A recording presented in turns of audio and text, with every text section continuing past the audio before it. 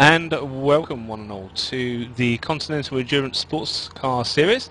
First race of the series at Daytona Road.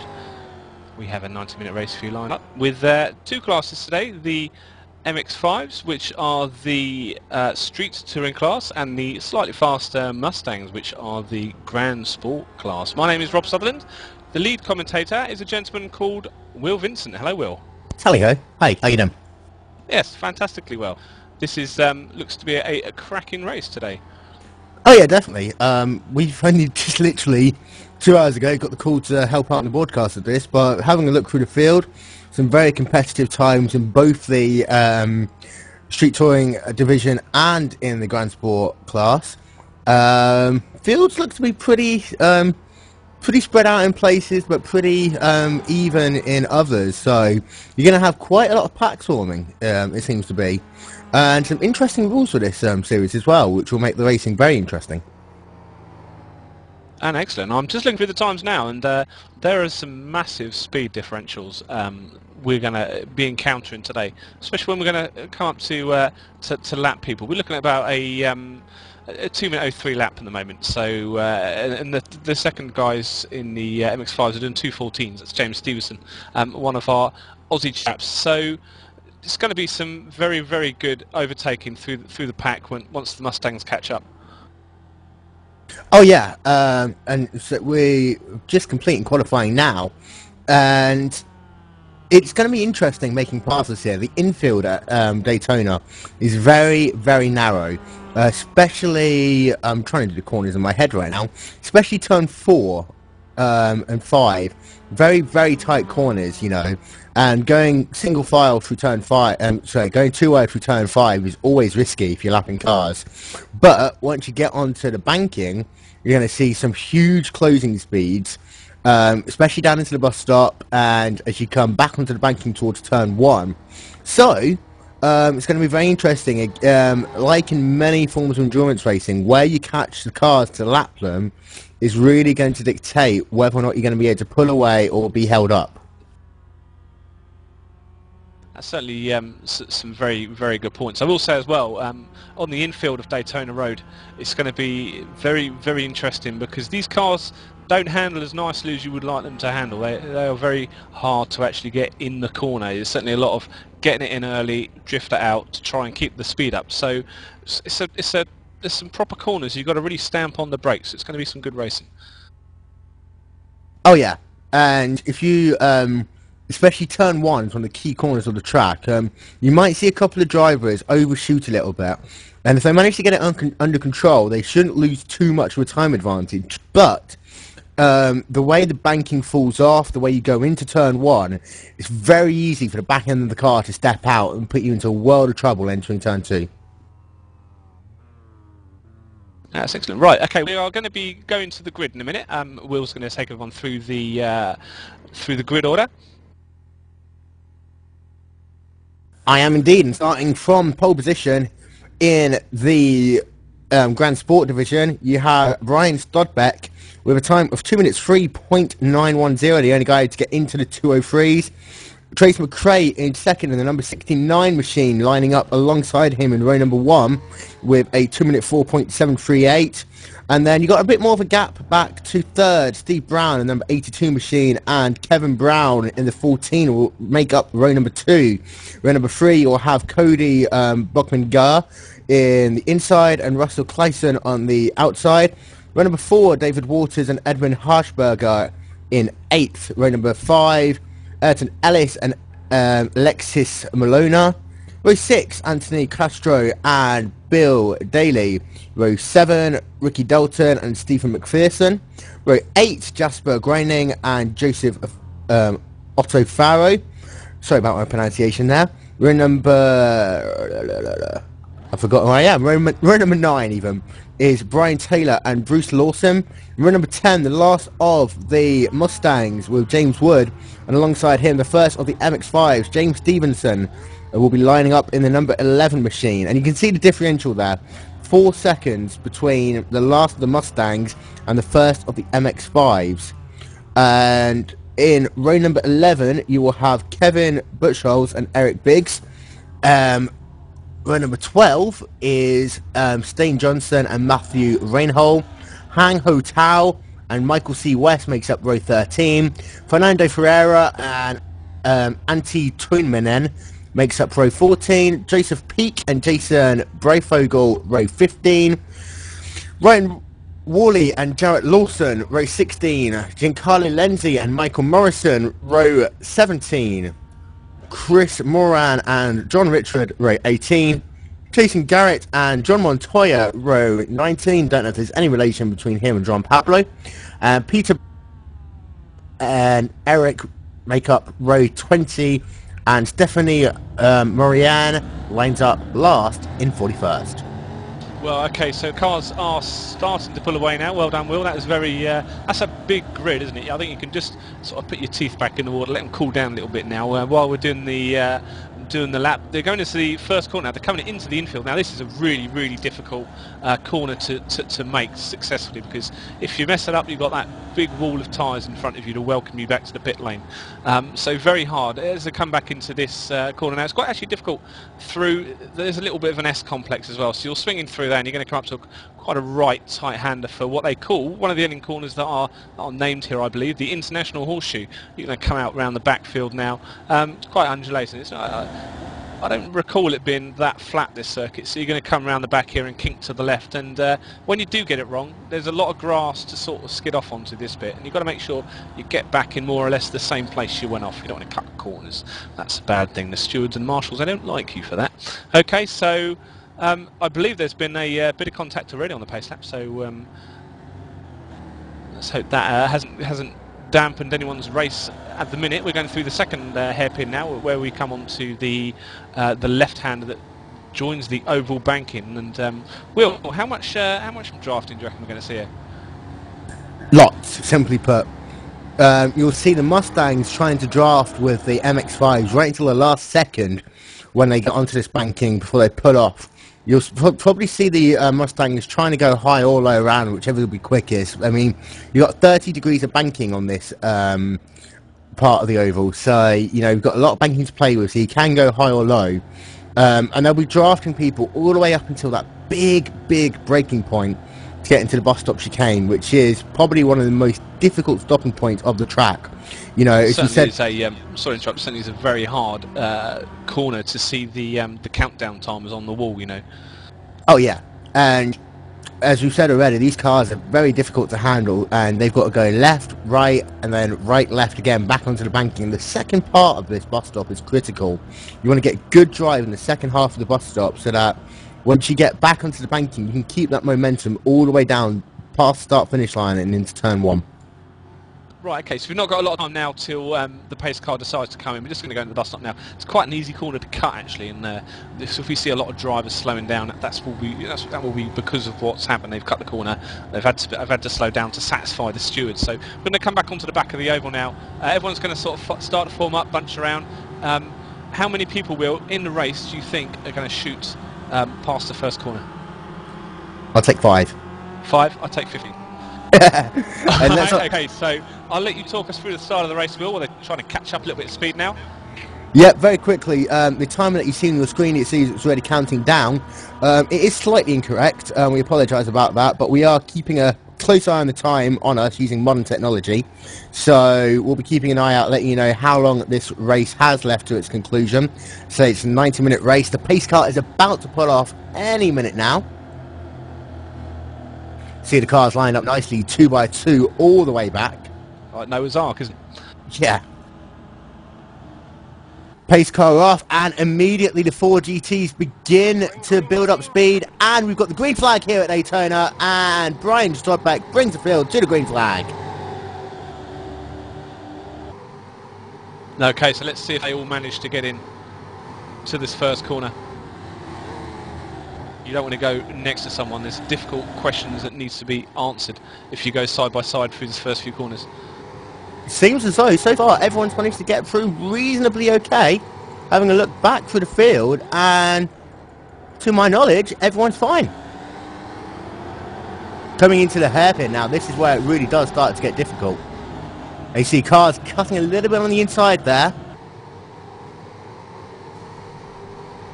hopefully we'll see some decent racecraft. Everyone does cut the lines. You know, you don't want to stay on racing line and slow down because that's a bit rude to the people behind you. We've got two cars on the grass. We believe that is the number 87 and the number 4 machine. We made contact with each other there. And you just see the Mustangs there on your screen, just sliding through that second hairpin. Very, very difficult corner to get through as you get onto the banking, because as you exit the corner, the car just wants to turn left, but you want to keep it going straight a little bit and then let the banking turn the car a bit further. I'm just trying to keep my eye on some of the MX-5s, because you've got a lot of the quicker MX-5 drivers where we're all bunched up in traffic like this. They're trying to take on the Mustangs, and of course this is multi-class racing. They're not racing each other. They're racing their own grid, really.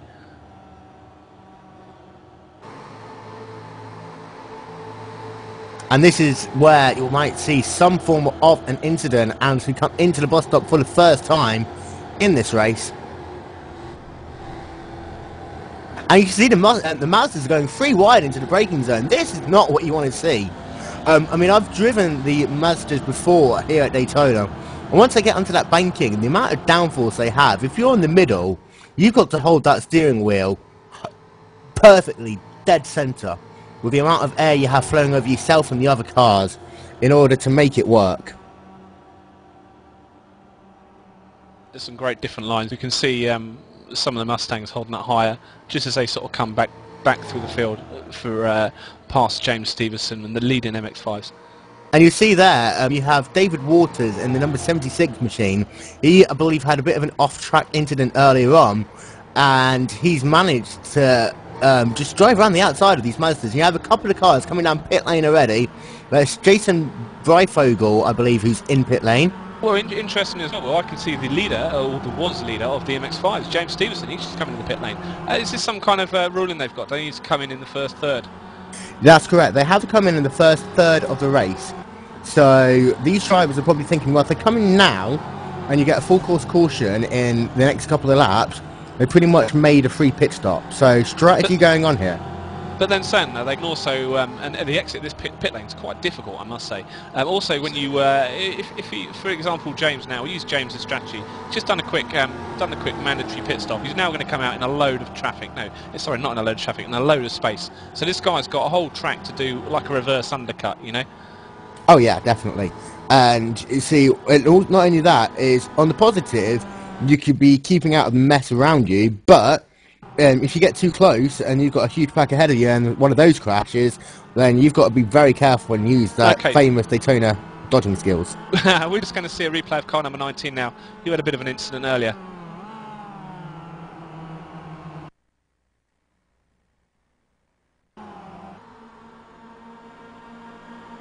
We'll try and work out what's going on. So we can see that he's on the banking. He's close to the car in front. It's a nice grey number.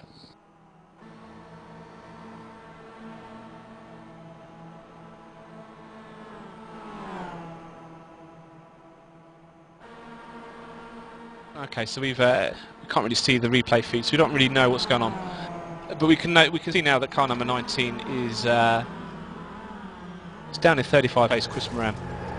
And again, you see a Mustang is charging around these these MX-5s. David Waters is just trying to build up gaps all over the place. He's up to 25th overall at the moment.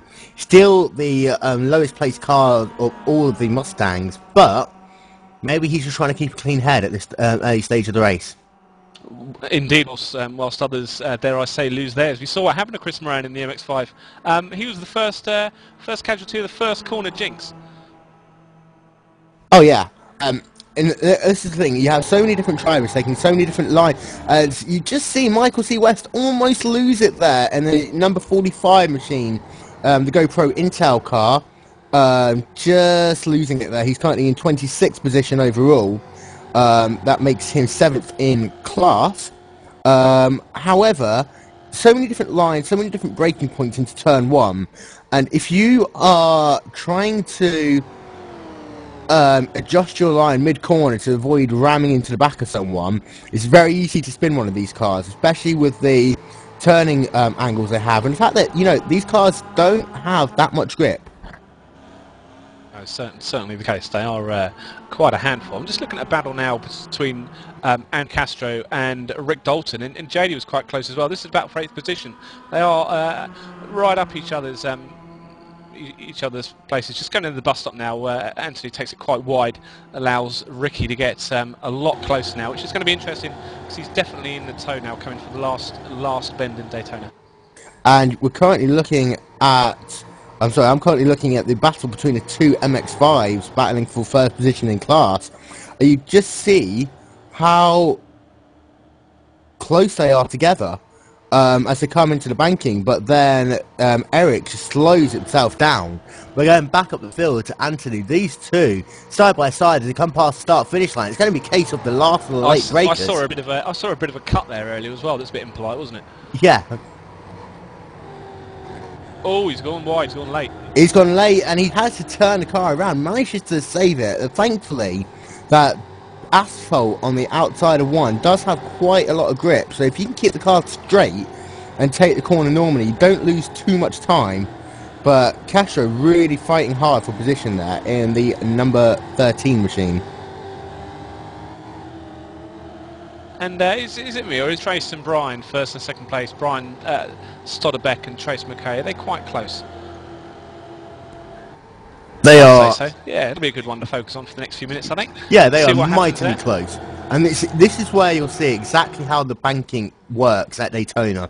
I mean, Trace is a little bit too far back to be able to make the move into the bus stop, but you see him now coming down to the inside, getting the draft of Brian, and he'll build that all the way up to the bus stop. Hopefully he'll get a good line through the bus stop into the second part of the banking, and then use that momentum all the way up towards the start-finish line. You see him starting to close now. The gap's closed from about 6 to 4 car lengths. And he's going to try and break a bit later, get a nice line into the bus stop. I'll tell you what, he's mastered this, because he threw that in and just drifted it. It was lovely. Lovely to watch. Yeah, gap's down to 3 car lengths now as they come back onto the banking. You're going to see him now stay right on that lower lane, moving up just a little bit, and the gap's definitely closing. It's down to 2.5 lengths. You reckon these guys go side by side in the first corner? I mean, I said that that Brian looked good going into the bus stop, but he didn't have to lose a lot of time. Oh yeah. Trace is closing. It's down to half a car length. Is he going to try and go to the outside as they come into one? It looks as though Trace just broke a little bit earlier there, so he didn't end up causing an incident. But he's mightily close. A pretty conservative turn in from Brian as well. I think he was certainly looking in the rearview mirror for that one. Hmm.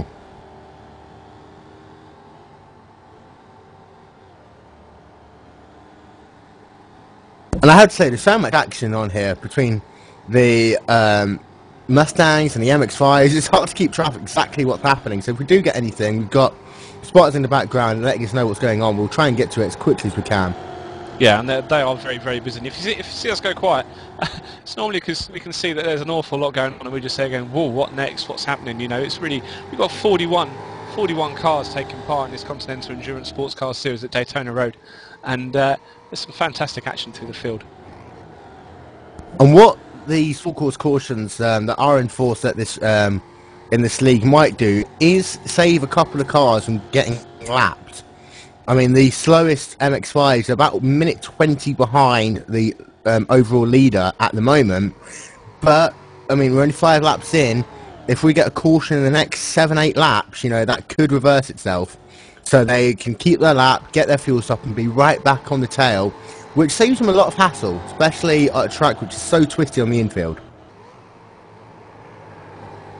It almost sounds like you're. It almost sounds like you want a full course caution, a bit of drama. You know? There's enough drama going on. Yeah, let's keep my heart in one piece. Trace a lot further back this time as they go back onto the banking.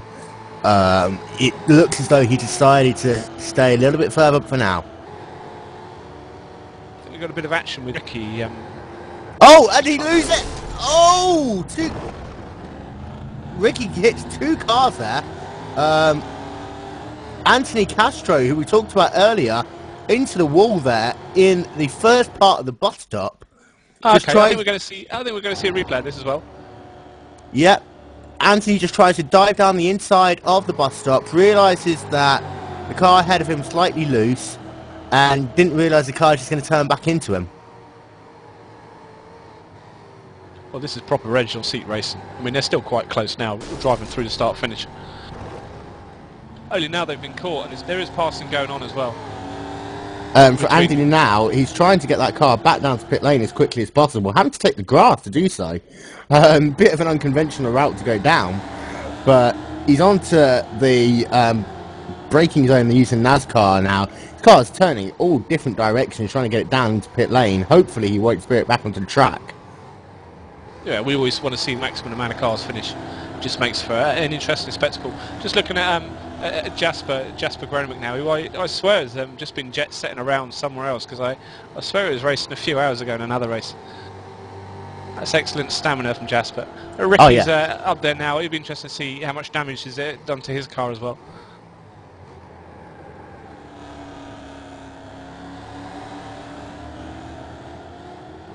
So about 15 minutes-ish, well, 13 minutes into the race so far.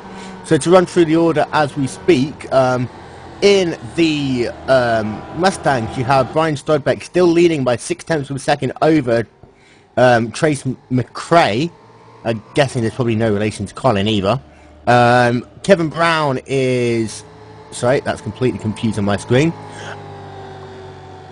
Yeah, it's all completely gone wrong. Sorry about that. I'll take it from another screen. So, yeah, Brian Stodbeck from Trace McRae, from Kevin Brown, from Steve Brown. Kevin has an E on the end of his name. Steve has no E. And then Russell Clayson is in 5th. And in the Mazdas, Eric Briggs is leading from Kevin Buckholes, from Stain Johnson, from Giancarlo Lenzi, from Michael C. West. I tell you what, that Eric and Kevin battle is quite close. They are... they're a draft. They just have a little bit of a draft to go through on the oval, and I think they might be side by side pretty soon. Oh yeah, and Brian Stodbeck in the number 7 Mustang has set the fastest lap of the race, so he's really trying to put the hammer down to break that draft from Trace McRae, knowing that as soon as he manages to do that, Trace is going to have a lot slower lap times, not being able to use that draft to his advantage on the banking. And they are side by side now, and the professional move is to force the passer to the outside as well, to make it a little bit more difficult for them to try and get past. Oh, the spinner! Oh, that was squeaky bum time. Oh yeah, definitely. The apex of the second part of the bus stop, and it looks like he's just sat there. He looks like he was waiting for the cars to go past, bringing it back on track, and it was Jason Garrett in the number 81. Is that for the Mustang now, I believe? I think so, I'm pretty sure it's an MX-5. No, it is the MX-5. I was just looking at it from a very bad camera angle. Chris Moran, car number 19, did have a bit of a spin. I don't know if he's still running round or not. I'll try and find him. He's all the way down in 38th now. A couple of cars have damage. The number 94, just looking at, has a bit of rear end damage. Currently sat in 27th place. Jarrett Lawson in 28th, just coming down pit lane. Almost overshot the entry there. As we said, these cars have to make a pit stop in the first third of the race. So they're all going to be coming in shortly. For these drivers that have got damage, the one thing they have is knowing that all other cars are going to have to come back down pit lane very soon. Cool, James Wood spun just before the International Horseshoe. He's having a bit of trouble back on circuit. Doesn't look like he's damaged, but hopefully no other cars catch him up. Actually, I don't think he was International Horseshoe. I think he was a lot further on the infield. Ricky Dalton making a pass there on Jason Ottofaro for what I believe is 8th position. So it's 9, I'll take that back. A decent barometer for sort of time and paces. We're looking at the MX-5 positions now, and James Stevenson, who took that very, very early pit stop, is now back up in the 10th, 1 minute 43 behind the leader of the actual race. So it'll be interesting to see what happens when everyone else starts taking their pit stops, how far they drop down. Will they drop down before or after Mr. Stevenson? Oh yeah, I'm not entirely sure what the rules are for this series in regards to what you actually have to do under a pit stop, but I know the MX-5 does take a very long time to fill that tank up. I believe the GT's a little bit quicker in pit lane. Obviously they're a little bit quicker on track as well, but A number of the MX-5s, I believe 4 MX-5s so far, have been lapped. Hong El Tao is the car, the first car a lap down, and the next victim, so to say, for the leader of the Mustang class will be Joseph Peak in the number 8 machine. I'm just trying to look through the field for some more fights now. We've got a chap, 12th position, as Steve McPherson at the moment. Seems to be, according to the timing screen, neck and neck with Edmund Hirschberger and Bruce Lawson. But I've just had a little look and I can't see the other driver. However, I can see is Stephen McPherson doing this phenomenon that happens in online racing of blinking due to a bit of latency. It's never nice to follow a car that you're quite close to that does that. It just disappears 1 minute, then comes back. Oh no, I mean it does. It's so many different things. Latency lagging. Obviously, it is a feature in anything of long line racing until the world gets 2,000 megabyte internet connections that never break down and never lag at all. But until that point, you know, with races from all over the world on a central server, then it's always going to be a slight issue. As we're looking at the number 42 machine, Ricky Dalton at the moment, who's been on the charge for so long. And you've got Trace McRae, sorry, in the number 69, right back up on your screen now, with Brian Strodbeck right back up there as Strodbeck starting to lap the MX-5s. And this is what I've been saying, if you're going to try and make a pass, under traffic's always a good point to try and do so, where you might have to go offline. This is where we see how good the racecraft is from the slower MX-5 drivers, how much their situational awareness comes forward as well, because these cars catch you pretty quick, and you've got to think about trying not to interrupt their race in any way.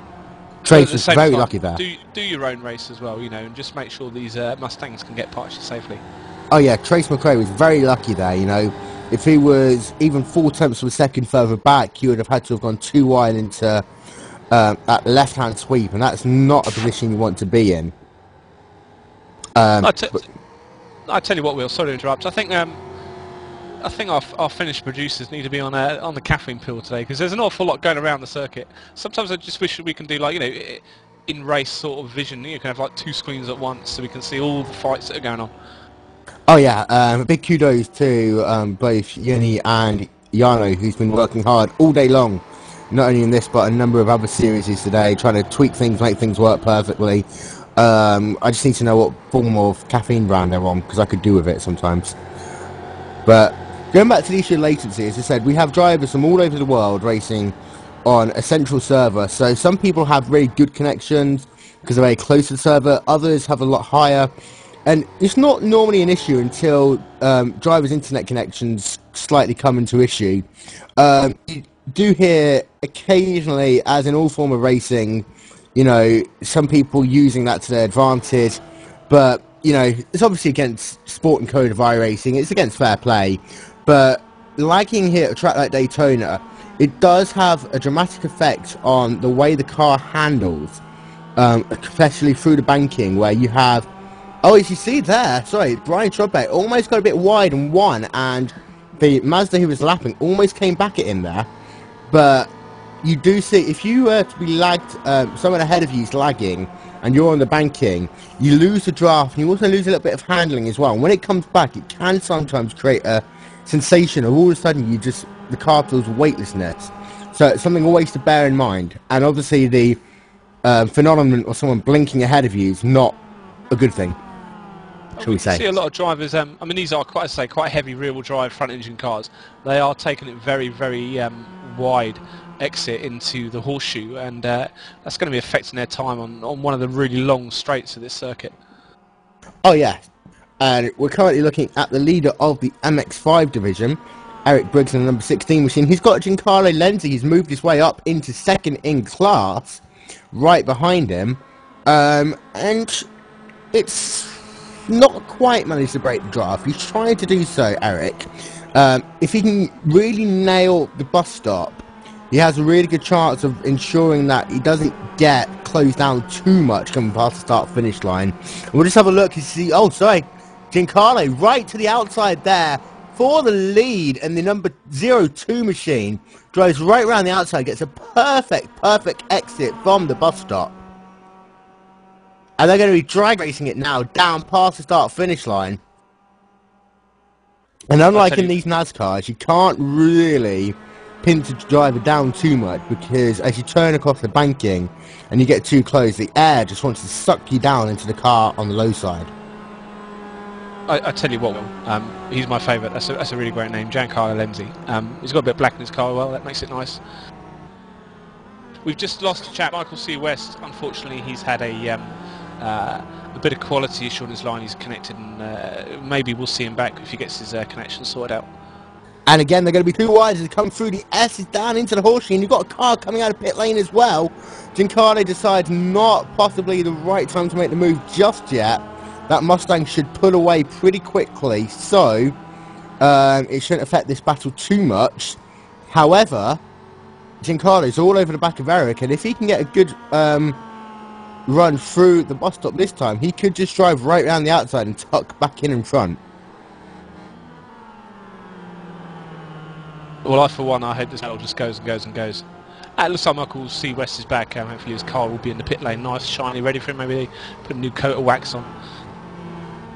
Yeah, pit guys probably have just come back off their break. It's like, oh, come service the car. And you can see, you in early. yeah, you see Eric getting a little bit wide out of that corner and possibly trying to break the draft a little bit now. It's about 3/10 of a gap. Sorry, 3 car lengths gap between Giancarlo and Eric. And the number 11 car had a little bit of a moment just now. That's James Stevenson, currently riding 5th in class in the MX-5. Just a little bit loose. He managed to keep it going shiny side up still. Didn't lose much time. But at the same time, he wants to be careful, you know. Too many of that, and your luck's going to run out eventually. Well, James did qualify first in the MX-5s with a 2 minute 14.491, followed by Kevin in a 2 minute 14.560. So they were the only guys to break under 2 minute 15, really, or under 2 minute 15.2. So he's got a bit of pace about him. Let's just hope he's got consistency. He's my barometer. Pitted very, very early. I tell you what, I think Giancarlo just missed an opportunity there. He let the first driver go past him, and it looks like both MX-5s are coming down pit lane. Sorry. He let the 2 Mustangs go past him, but he could have just drifted to the outside and used that additional toe to try and suck around Eric Briggs. I mean, the toe's not going to be as much, but it would still be impossible. So both MX-5s, 1 and 2, into pit lane. Eric Briggs, Giancarlo Lenzi. Looks like both of them are taking tyres. It always looks as though they're dog cocking their leg when they go to the toilet in these cars for some strange reason. Fantastic. Fantastic analogy. I'm just chasing David Waters. He's in 9th place with Jasper Gromick behind him. They are lapping. They literally followed about 5 or 6 MX-5s into the bus stop, and it was proper yikes moment. I have to say though, the racing's been very, very clean, up to date. Yeah, no, I was expecting and I don't really know a lot about content in sports car series, but when I see GT, so I see Mustangs and MX-5s on the circuit. Whoa, as we see another person shoot past the first corner. That's 2 for tonight. Nice little blue MX-5. You know, I'm being quite impressed because they are quite difficult beasties to handle around this circuit. And unless I'm very much mistaken, I believe that Eric Briggs managed to get ahead quite a little bit away from Giancarlo there by about 10 seconds almost. I'm trying to find this guy that shot on past 1.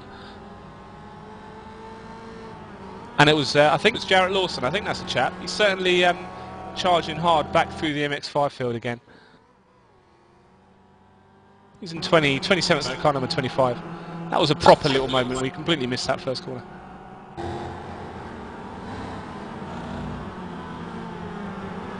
Oh, And these, no, I think I've got it wrong. I think it was car number 25. and these MX-5s and the Mustangs, they can, if they have teammates on track, work together on this banking section. They both pull to the high side. They can draft themselves ahead of the cars on the inside, but it takes a lot of commitment and a lot of teamwork to do that. And as I've said previously, once you get to that high side, the car does get very, very wiggly when you're right behind someone. So you've got to keep that wheel perfectly steady and fight it when it tries to start slapping to the left, to the right. And just make sure you keep it nice and straight and keep your braking points into these big stops if you're going to make it work. Ah, you see, I don't understand all this teamwork stuff on the racetrack. We aren't flying aircrafts here. You know, this isn't a pilot and a co-pilot situation. I want a proper Senna versus Prost. You know what I mean? Man for man.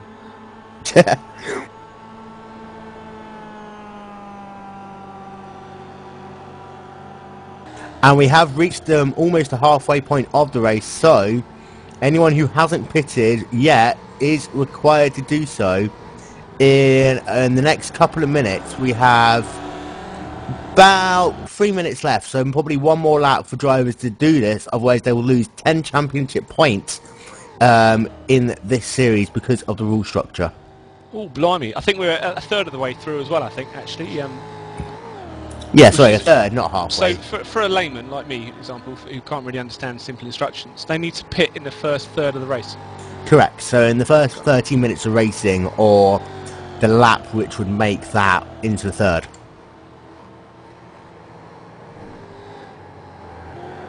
And we're riding on board. Oh, Brian Strodbeck getting very, very skiddy through the bus stop. Almost Japanese drift style racing there. He's just showing off. Like in those old cop programs you used to see as a kid. Yeah. Where you'd almost think that cops would probably actually catch the criminal a little bit quicker if they just drove the car rather than chucking it around the corners. We're on board with Tracy McRae now, who is catching the leader. Again, he drops off for a bit, but he's back. 7 cars into pit lane. 7 cars into pit lane. That'll be why he's back. And so is Trey. So these two are going to pit together. Ooh, this should be a good watch. I believe both of them managed to hit the speed limit perfectly fine. Yep, no issues from Trace. Give you a bit of a goss as well. Steve Brown collected an MX-5 into turn number 6 or 7. We don't know if there's any damage yet. We'll keep an eye on it for you.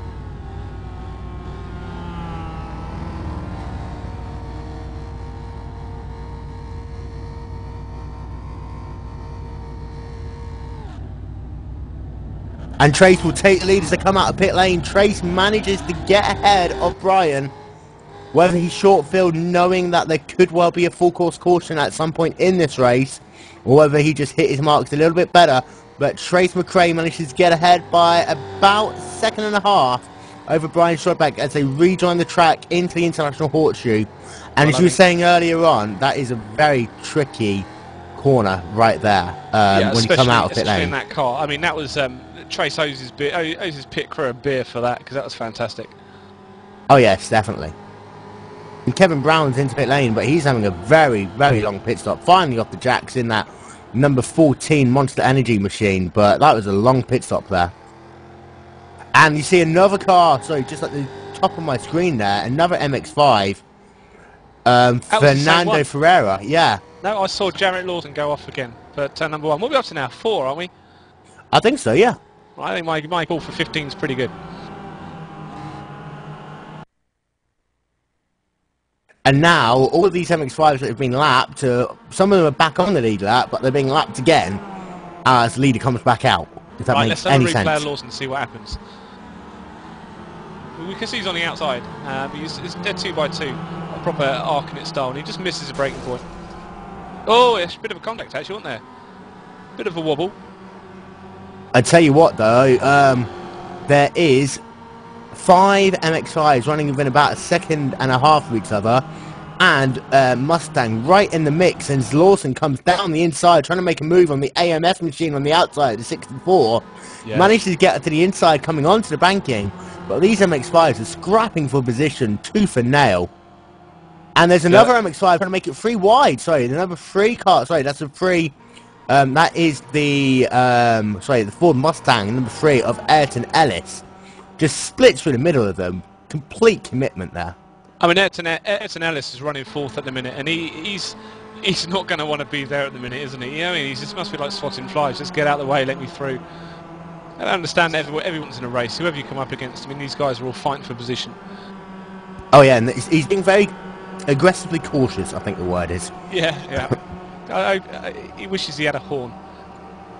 Yeah, and he's going to get to the outside there. 3 wide on the outside goes Ayrton Ellis around the MX-5, and that does show the this complete speed differential between the Ford Mustangs and the Mazda MX-5s here But let's not forget, it doesn't matter. You're not going to gain necessarily an advantage by being a one-order because you're racing in your class for position, not overall. Yeah, and what a great race! What a great combination this is. You know, there's a lot of passing. 41 cars, great field. MX5, And, 25. late in again. Ooh, almost a bit of contact there, but Jarrett in very, very late again. Using that run off a little bit on the exit 2 to his advantage there. Technically, he's not off track because he can't be gaining an advantage really by going on the outside, but at the same time, oh my god, he just spins on the inside there, right across the hairpin. Somehow they all managed to save themselves from connecting into each other, but two MX5s bashing and banging as they go down. This is going to be interesting to see if this MX5 manages to feed back in without causing an impact. Oh, bit of touch of the dirt there as well. That is Dane Johnson in the number 64 machine, who just manages to keep it from a catastrophe there. He's now going to be trying to get back into the race, back to pit lane to get that damage repaired. And he's literally just staying off the track saying, let me go by. And the caution is out. Full course caution here at the speedway. Well, you've been waiting for this. That's fantastic. You're going to have to take us through this. I'm not really a... that's a bit wide from Jarrett again. I'm not really a caution man. Okay, so what will happen now is the leader, which is currently Trace McRae, will bring the field back to the pace car. Pace car will exit the pit and pick up the leader somewhere on the infield. No overtaking is allowed now, so any driver overtaking will have to make sure they get back in line. The field is frozen as soon as the caution flag flies. Once the pace car has caught the leader, the drivers will line up single file. Pits will open approximately a lap after the field has caught itself up. Pits will open, drivers can come in for service if they need to, and then it's single file restarts. The drivers will line up one by one by one by one by one, all the way back, and then once the pace car comes in, it'll just be like another restart. Okay, well this is interesting because obviously Trace, the leader, Trace McRae, is currently behind Michael Morrison, who's one of the MX5 races, and I wonder if Trace knows that it's a full course caution and doesn't really need to push this MX5 driver to get past. Well, yeah. Everyone's going to be bunched up eventually. I need to say at this point, any car who ends up in front of the leader when the pace car sorts the order out will be given the wave around. What this means is they'll be able to go all the way around the racetrack, so they can come all the way around the racetrack and line back up at the tail end of the field. As you see there, that MX5 gets to go all the way around the racetrack now. If Trace decides to pit, and then those drivers are lapped down who end up ahead of him, they'll get the wave around, so they can get to go all the way back around the racetrack and essentially then make up an entire lap. I love that phrase, the wave round. I'm going to get a t-shirt. I've had a wave round.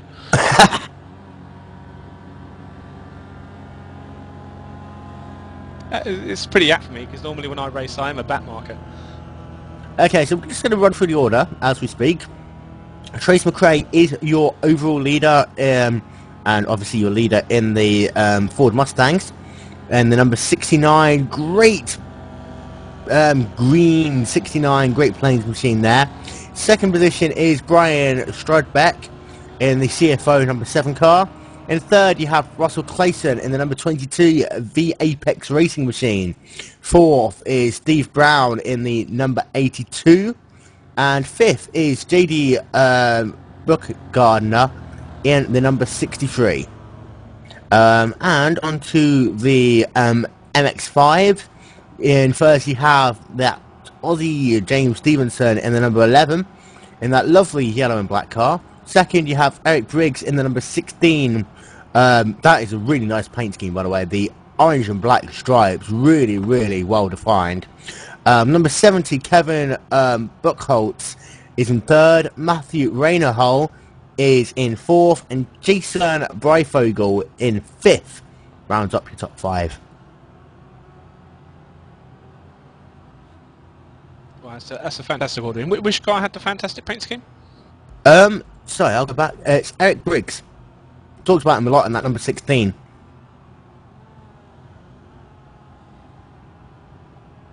I'm going to have a look. I like a good paint scheme. Let's have a look. Number 16, Oakley sponsored car. Beautifully done. With some nice orange and black stripes. The Oakley logo going somehow managing to get In around fact, all the we just sponsors. have a close up of this number 16.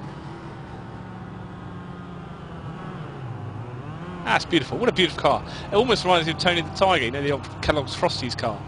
Oh yeah. Right, Okay, I it think we're going to looks go as green though now. we're not getting the green flag this time by. It looks as though Race Control thinks that the field isn't bunched up enough. Number of drivers still coming around the racetrack to get back to the pack.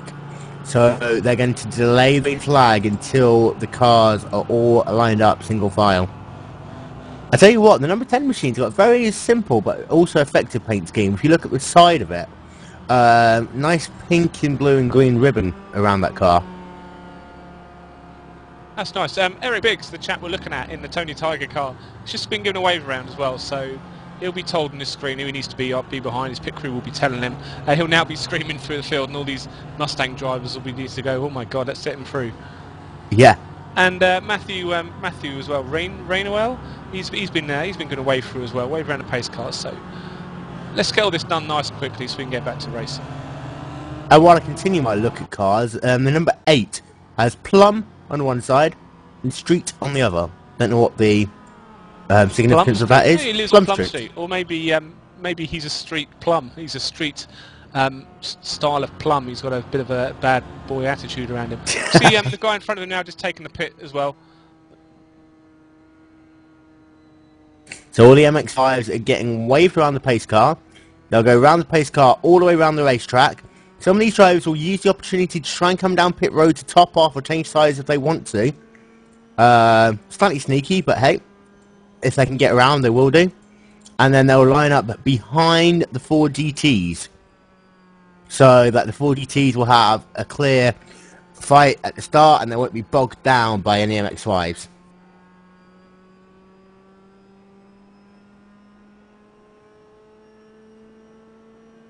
I'll tell you what, you'd hate to crash after being given a wave around a pace car, wouldn't you? Yeah, I've seen it before. I have seen drivers before get a wave around, and just as they're coming back to the end of the line, just make a little mistake and hit the wall. In fact, I've done it once myself in an IndyCar race. I took the wave around. This was under the old rule system. Took the wave around, came into pit road, took tyres, went back out, forgot to set my weight jacker as I was coming back, and spun and out the race.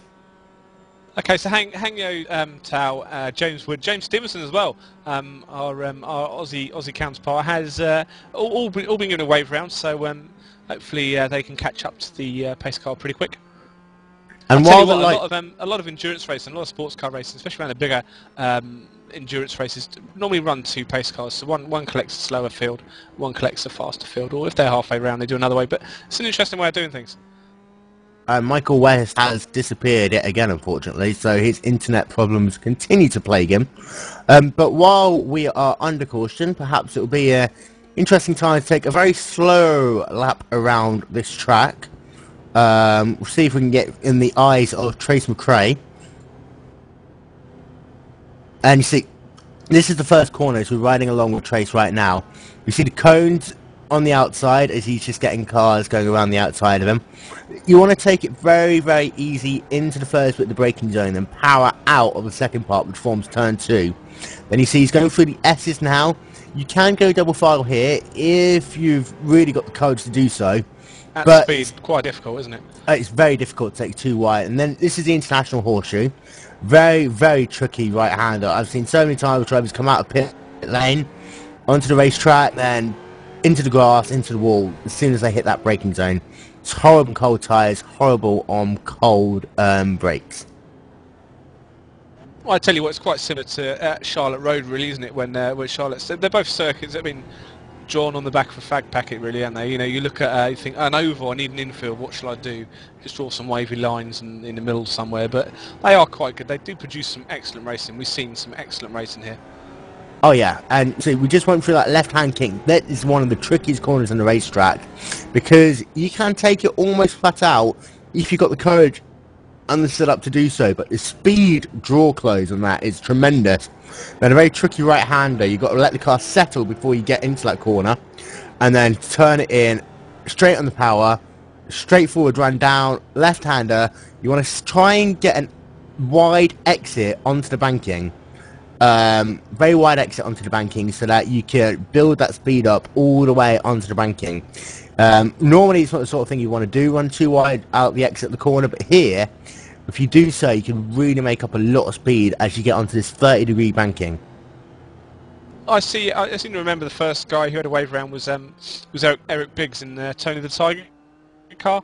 So I've just hopped there. He's catching up the field slowly. He's really sort of giving it large around his National Horseshoe. He's really. I think he's going to be the first guy to catch up the back of the pack. And the lights are out on this car, so unless they're going to extend this caution period by another lap, we are going to be going green this time by, which will be interesting to see if these cars manage to get around and kind of out the way. I say that in the nicest way possible, in the next minute or so.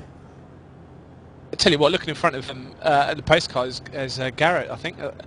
I think that's what his name is. Jason Garrett too, who's screaming ahead now. It will be nice there, if we ever have a caution again, just to get on the pace car, just to do a rear chase as well, just to see behind, just to look at the field lining up. It's a lot of cars lined up. I tell you what, just behind Trace there's an MX-5, and that's going to cause a little bit of fun. Oh yeah, definitely. The forgotten MX-5, so to say. And for those of you who are British viewers who watched Top Gear last week, you know just how scary one certain broadcaster seems to think being a pace car driver is. Yeah, very much so. I tell you what, that that MX, you know, a better story. That MX-5 racer is none other than John Montoya, long lost second cousin of Joan, probably. But however, on the front of his car is Oh No Racing. What fantastic! Oh yeah, it's almost prophetic, isn't it? Caution lights are back on the pace car. I think they realised that there is an MX-5 right in the middle of things, which should get the wave around, hopefully, very, very quickly. Well, I'm just going to go through. Maybe he's had it. Maybe he hasn't taken any notice of it. Maybe he's looking at the back of the MX, the back of the old Mustang. All the lights of the pace car are enchanted. Yeah. Oh, he has. He got a wave around. He's not taken it.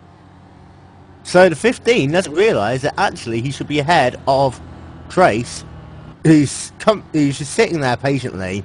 And for Trace, maybe this is paying off now. You know, he looks as though he took about a second or so less in pit lane. So this fuel gamble looks like it's paying off with this extended caution. Maybe Trace has bribed John just to say, listen, mate, drive the next, hour or so, under an hour, round just like this, waiting for the wave through, and we'll see what happens. I'll cross the line. I love my conspiracy theories. We are going to be halfway through the next time we hit the flag. So we've done 19 laps so far, of which I think about 4 of them now has been under the pace car. So it'll be interesting to see whether this race will go green to the end now. Now what happens if he doesn't take his way through? He's on it. He's on it like a carb on it. I think what was happening is he was waiting for someone else. An EOL penalty. What's one of those then, Will? End of the longest line, which in this case just means you go to the back of the grid. If there's double file restarts, it means you'll go to the end of the longest line. Occasionally, you'd have cars pitting with the 1 to go signal, so they would. Well, he's pulled up. He's pulled up on the infield. Yeah, he's going to have to let everyone by him. You're going to have to let everyone by him. If it was double file racing, you sometimes have drivers come down to top off fuel with 1 lap to go. And the way NASCAR and IndyCar rules work is they'd line up on the inside row, single file, behind the cars who stayed out. And the end of the longest line means essentially you just go to the very back, as it says, the end of the longest line, so you don't gain any advantage at all. It's the most penalised you could get about getting the green flag, black flag.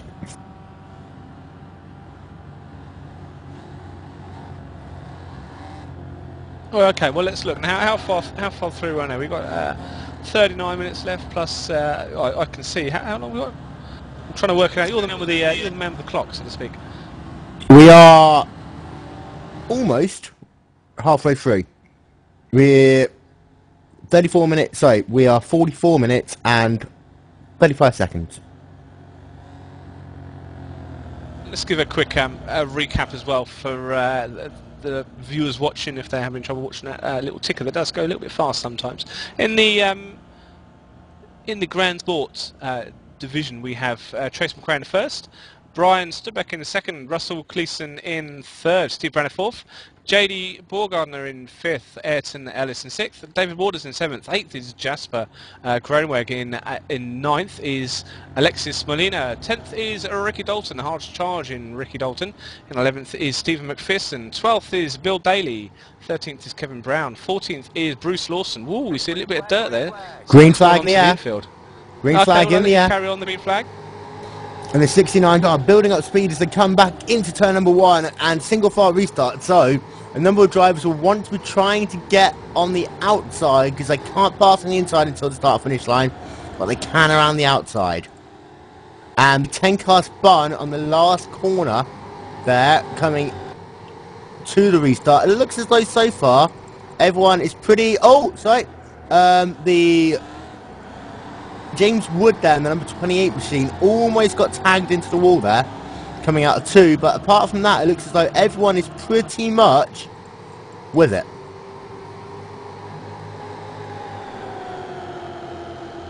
That's interesting. That's what a clean restart, so hopefully we can get underway now. We get a few laps underway. We just see a few dive bombing into International Horseshoe.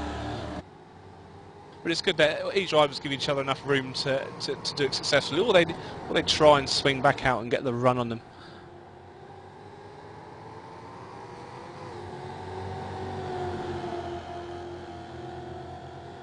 And you'll see now that we're closer together, you will see a lot of pack racing coming onto this oval track, oval portion of the track even. And JD Bugenhander, as an example, is closing right up on the car in front. We're looking at the number 7 machine of Brian Studbeck right now. He's in the draft. Right in the draft, trying to pull to the outside, see if he can make the move. Not going to happen in this part, but if he gets a good run through the chicane, it looks as though he's trying. That is it. That's racecraft, that is, pure and simple. The reason he went onto the outside is so we can flatten out the corners and carry the speed. Fantastic, and hopefully he's in the toe. He's definitely got the toe. He's only about 2 car lengths back, and he's going to try and build that up all the way down towards the start-finish line. And he's definitely closing. He's down to less than a car length now. He's going to see who's going to go high, he's going to go low. He's possibly going to see if he can try and dummy here. Trying to go around the outside to go past the start-finish line side by side. Going into turn number 1. Who's going to be the last of the late breakers here? And it's going to be the 7 trying to make it around the outside. Not quite going to happen though. There's a lot of braking left yet. I think he's been lined up now. Got it a bit sideways. He's going to get a second chance. Going to try and go around the outside into the International Horseshoe. Still going to be side by side. This is a game of brinksmanship now. He's been caught. He's lost 2 places almost. He's gone wide, giving the guy a little bit of room. Fantastic racing. And this is close racing again. He's going to try and keep as close as he can now for the next couple of corners. He's probably not going to try and make a move down here. The corner tightens up dramatically as you get onto the brakes. And the 90 car has spun into turn number 1. We'll try and get a replay of that momentarily. But is that on number 5? Is that the 5th one of the day? It is. Ah, fantastic. But you see the 7 car now again onto the banking. And here you're going to see you see Trace trying to just break the draft a little bit, knowing that if he just went straight to the inside, the 7 car would have a good run coming into the bus stop. Trying to break that draft just a little bit, make it a bit more difficult for the 7 car. And as they come down, he's not going to be close enough really to make a move, unless he's going to go straight down the inside, which he's going to look like he's going to try and do. Not just yet. Another time for the bus stop. This is the reverse of the tactic. It was wide last time, wasn't it? Now it was inside. They covered the line. They covered the outside line. They've seen that trick done before. And he's a lot closer this time as they come out of the bus stop. Now he's got the option to see whether he's going to dive down low as soon as they get onto the front stretch. The banking drops off to 18 degrees. As soon as they get out of turn 4 of the oval, he's going to go straight again to the outside. My if I God, was him, I would have stayed a little bit closer, waited just a little bit more before he tucks into that draft. This is sick. I thought we were going to see a bit of bump drafting then, but this is sick. 3-way into the first corner. And you've got an MX-5 on the outside. This is going to be close. Surprise! Oh! Contact. And they hit again, the two of them. I Oh, tell you what, Will, that could have been a lot worse. that could have been a lot worse there. I mean, forgive us, guys. We can see a lot of stuff going on further down the field. As into the international The horseshoe 22 now. car spins it, loses it there. Oh, just managed to keep it, and he spins it again. But it looks as though he's going to try and get back onto the racetrack. I thought there he was going to try and take the hairpin again there. Well, that was Russell Cleason. He's had a great couple of laps. Lots and lots of fighting. So Russell Cleason, after getting into second, trying to make a move into first, got under power a little bit too early, lost the car. Car just snapped loose of him coming out of the international horseshoe. And now he's back quite a number of positions. Just updating our stats here, and he is back into the 10th spot. Oh, you know what? That in-car replay we just had of Russell Cleason, you can just see the door was closed on him, probably a bit earlier than it needed to be, really, and that caused it. That was a bit of a shame. And Trace looks like he got a little bit of breathing room, but again, Brian closing him right down on the draft. As soon as you get within a second, it's that magical number where you really start sucking up on the car ahead. And once you get it down to about 4 tenths, you're going to close that car by about a car length every 10 seconds you're setting the draft. Okay, so the first 3 drivers are apparently separated by under a second. This is, and I'll tell you what, Ayrton Ellis in 4th and JD in 5th, they're about the same as well. They're about 3 seconds behind, but they're very, very close. There are battles going on everywhere in this circuit. Jasper and Ricky, Jasper Gromrick and Ricky Dalton in 9th and 10th are fighting. Bill Daly and Bruce Lawson 12th and 13th. This is fantastic racing through the field. And Tony the Tiger in the Oakley number 16 machine trying to get second in class on the MX-5s. Lost a lot of momentum there in the bus stop and just had to take a very bad line out of it. Lost himself a good 3 tenths coming out, which means that Jason Breifogel on the number 34 B Racing machine is going to get right onto his rear bumper as they come out of corner number 4 of the oval onto the front stretch, a famous Daytona front stretch where you've seen so many magical moments over the years. And the 34 machine looks as though he's going to try and make a move. Dummies to the inside, now looks to the outside, and almost hits the wall actually. He arcs it a little bit wrong and just almost tags the wall coming into 1. And Tony the Tiger in the number 16, I'm sorry for the new pet name by the way, Eric Briggs. That's a great nickname. You can tell we've been doing this for too long today, but the number 16 loses the position there, just getting loose out of 2, trying to come right back down the inside to come into the international horseshoe, and almost forcing the 2 car onto the runoff area of the track there. But some great racing going on in the MX-5s and the the Ford Mustangs right now.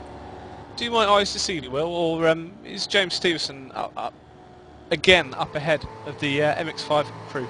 He completely is, and not only that, he's got himself a little bit of clean air as well, about 7 tenths of a second. Fantastic. What fantastic strategic driving that was by James. Oh yeah, definitely.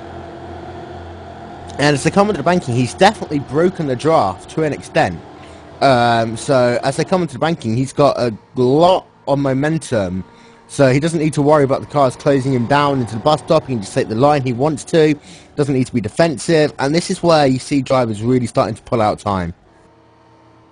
That's fantastic. And for all of you guys who've joined a few minutes into the race, we are in the Continental Endurance Sports Car Series, a 90-minute race around Daytona Road for the Grand Sports and the Street Touring. The Grand Sport are the Ford Mustangs, the Street Tourings are the MX-5s.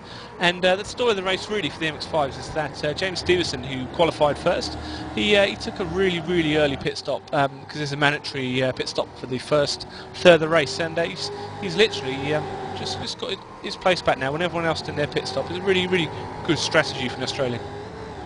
And the 82 machine of Steve Brown in the Buffalo Wings Bar and Grill, orange and blue colours, really, really hassling in the car in front. That's Ayrton Ellis, who we talked about quite a lot earlier on. But every time we put pressure on him, he's got David Waters right behind, ready to pounce if he slips up even half a lane in the exit of one of these tight corners. You know what, I think I've seen David Waters race before. He's quite capable. Oh, big one. Eric Biggs has gone very late into turn number 1. Just narrowly must... Oh, contact between the Plum Street car and the Mustang car. Into the first corner, Eric Biggs and a Mustang went very, very late. I think that's the Mustang of Anthony Castro of all people, quite high up in the Mustang field. And Anthony's having a horrible race. He's been involved in a number of incidences so far. Well, that was certainly worth a replay there from Anthony Castro, car number 13, because that wasn't a very, very nice incident. That could have been avoided. Oh yeah, you get into that stage of the race now. You know, you just got 35 minutes with a little bit of change lost left of this race, and people's really going to start putting that hammer down. You don't know whether or not you're going to get another caution, and if you do get another caution, you're going to want to make sure that you're lined up into a position where you can charge the lead if you have to. Absolutely. I think we've got a replay now. Let's see if we just get it. I mean, Anthony Castro is catching 3 MX-5s in the first corner. There's so much, you have to move the car around so much for this first corner. You just go nice and easy about it. You can see the old Tony the Tiger went off and they all came back on. Everyone sort of got together and it was nasty, nasty little accident. Straight in the wall for the Plum Street car. And meanwhile, Eric Briggs in the number 16 lives to fight another day.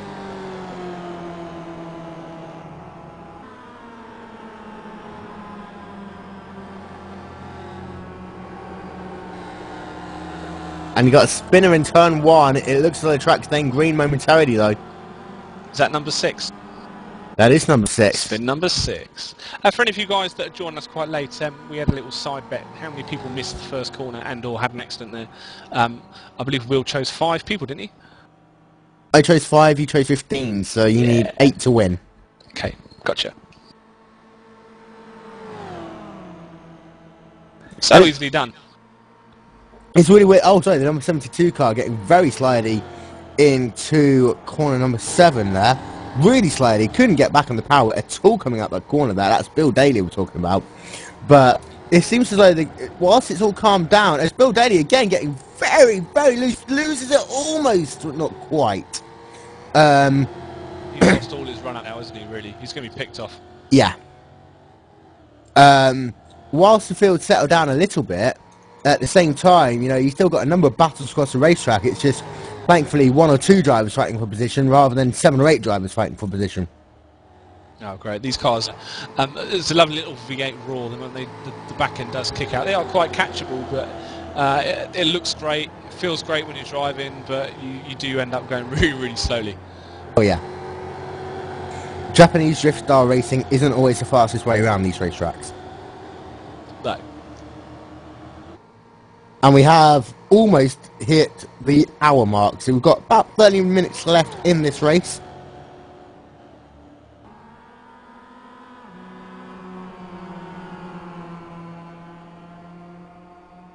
And Trace McRae is starting to come under attack from a new challenger. This is JD Bumgardner, I believe is the right way of saying that. Baumgartner, I think the name is it. Baumgartner. He's come from way far back. That's fantastic racing from JD.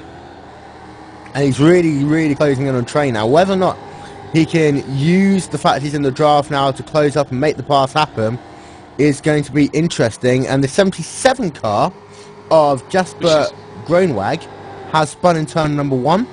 So that's... He was fighting for 8th with Bill. So is that 7 now? Yes, 7. I'm writing them down. Tick them off. We can also look further down in the MX-5 battle as well, because there is a 3-way battle between Jason Bifogel, Matthew Ryan Noel, and Eric Biggs as well, which is nice. I believe that's was on the main display earlier. It wasn't a main stream.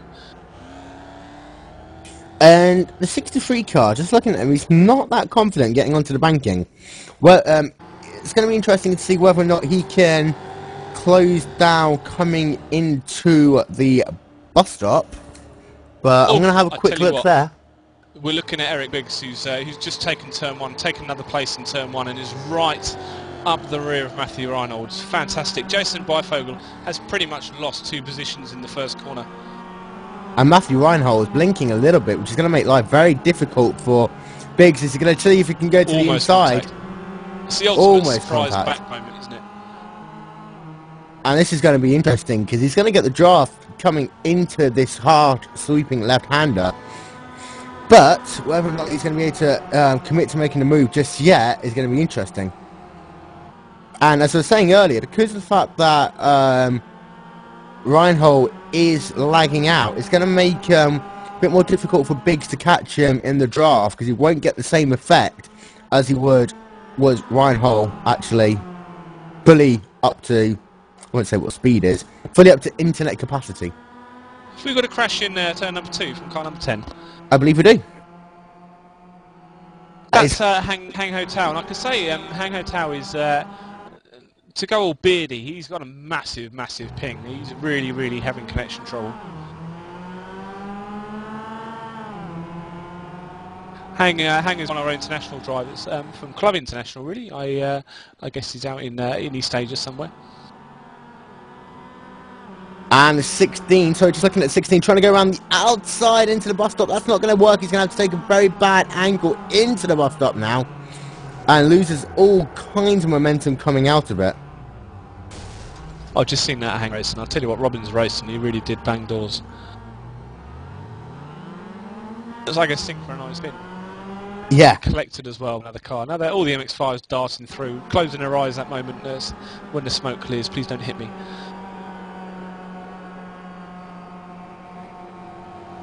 So the 16 is, again, he lost all kinds of momentum there, trying to go to the outside. Maybe he's just trying to see where he can make the pass, where he can't. He's closing dramatically to go into turn number 1. It looks like he's going to see if he can go around the outside as they come into the corner.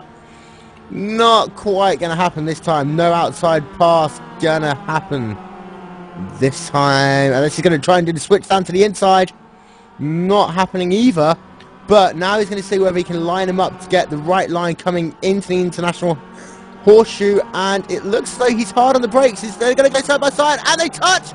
16 of the 44 hit into the horseshoe. Oh, I tell you what, did you see number 44 stamp on the brakes then? Yeah. That was proper rough house racing, that was. And somehow the 44 managed to keep it in some form of a straight line. He lost himself 2 positions out of it, but 3 positions even, but thankfully, he managed to keep it pointing shiny side up, and the 16 car is coming under all kinds of pressure now.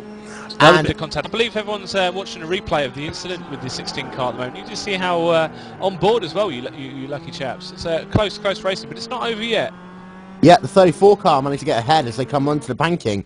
But you'll notice this, come the last lap, sometimes, like in the Daytona 500, you'll notice that being ahead in the last lap isn't always the most advantage thing to be, because you get the loose opportunity to try and make that last lap overtake with the slipstream on that last lap. Thankfully, you have the bus stop here to kind of break that momentum, but it's still possible to make a last lap pass on the outside and make it stick when it really matters. So well, we've seen quite a lot, especially with the MX-5s, we've seen quite a lot of panel bashing. How do you think this is going to affect the races? Because there will be damage sort of totting up. I mean, the doors are okay for one thing, but the rear geometry of the wheels, especially on these circuits, that's going to take a lot of top end off. Oh yeah, I mean, the most important parts of the car are obviously the suspension, which directly relates to the way the car steers, and the bodywork, which obviously conducts the aeroflow of the car, which generates downforce. Now, bashing the side part of the car isn't going to make too much difference, but if you hitting that front part of the bodywork or the rear part of the bodywork, it's just going to slow you down, essentially. And if you manage to catch a wheel in that, it's just going to tweak that handling, so you're not going to be able to be as comfortable when you need to be into the corners. And, you know, it's not that difficult to have a second and a half loss for no reason apart from the fact that you just had slight contact and it's tweaked your steering, you know, 5 degrees to the left or 5 degrees to the right. Well, we're still watching Eric Biggs, so I'm still watching Eric Biggs anyway, because it's quite captivating. He's just lost out to number 33 now. He's having battles every lap of the race. It's fantastic. And I've just noticed as well, Kevin Butchholz, who was qualified second for the MX-5s, he's had to withdraw. He's a DNF for the day, which is a terrible shame for Kevin on the first race of a 10-race championship. Oh yeah, definitely. And you see the 16 car trying to line up 34 again. I don't think he's going to try and make a pass just yet. But he's going to want good momentum coming off this corner to go onto the banking. See whether he can undercut as they come onto the banking. It looks like he's going to have a go. And yes, he's going to get the inside line as he come down into the bus stop. And this is the line that you're going to want to have. The 34 is going to pinch him right down there, though. As you see, inches apart on the banking. Oh, this is proper. I mean, he's got it now. It's just as and when 34 wants to tuck back into the draft. Unless the 34 is going to try the old cut across. 16 now trying to move to the outside of the track to get the optimal braking point. Well, 33's got him on the inside. Look at that. There's nothing he can do now. In fact, I hope this isn't a dive bomb, a really bad dive bomb. 33 tucks in. Manages to get a good run through the corner. But now he's going to be the one having the opportunity to overtake the 16, possibly coming into turn 1 next time by. Tell you what, we're seeing some fantastic camera positions here from our Finnish broadcasters, right on the roll cage, right on the roof, Ryan Worley view, fantastic.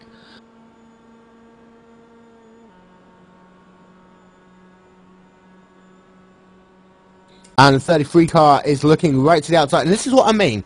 On the last lap, at this point, if this was to happen, the 33 car would get the position.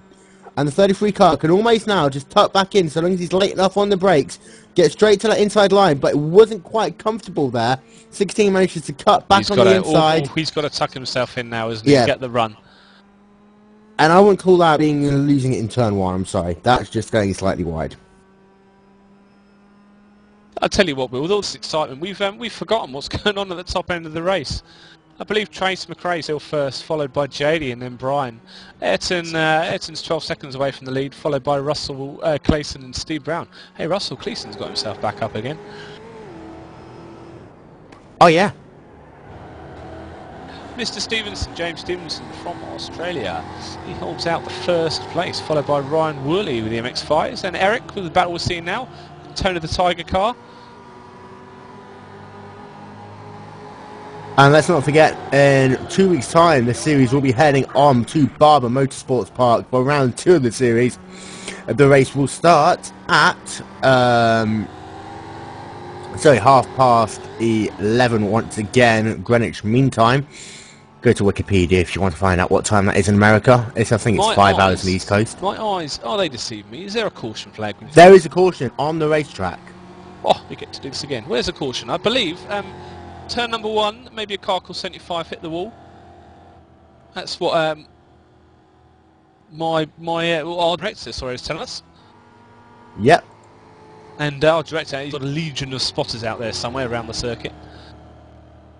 So again, what pace car is doing, if you're looking at the pace car right now, the pace car is just waiting for the leader to come past the start-finish line so they can pick him up as quickly as possible. What will happen? The cars will line up single file behind the leader. Some of these cars that are only a couple of seconds ahead of the leader, they've got to go all the way back around the racetrack. And then once the cars are single file, the Mazdas will possibly get a wave around. Being this late in the race, they've only got about 20 minutes left. They might just get an EOL penalty, all of them in order. And then from there, the cars will line up single file to get the restart.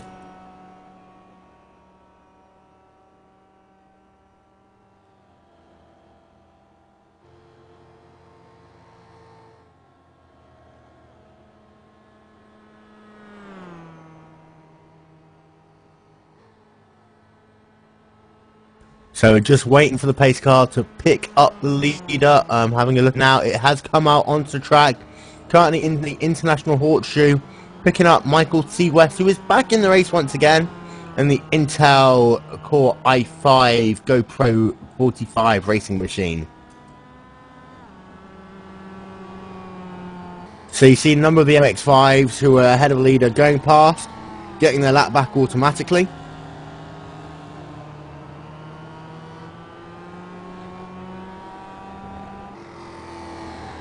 I noticed in all the feed we're getting from the clerk of the course and the stewards, that all the writings in pink. Oh, that's quite interesting. Yeah, it stands out, so you know exactly. Alex Molina. It's literally just missed turn number 1. That's number 8. avoided. That's Alex Mono, what car? 75. He's the one that actually calls the yellow flag, calls the caution. Had a big wobble that took him off in corner number 1. Wow. So I'm just having a look to see where Trace is. He is on the banking, about to catch the pace car, literally slowing down now for the pace car itself. Pace speed around here is about 60-65 miles an hour. So very, very long pace laps here, unfortunately. On a lap that's normally 2 minutes long as it is.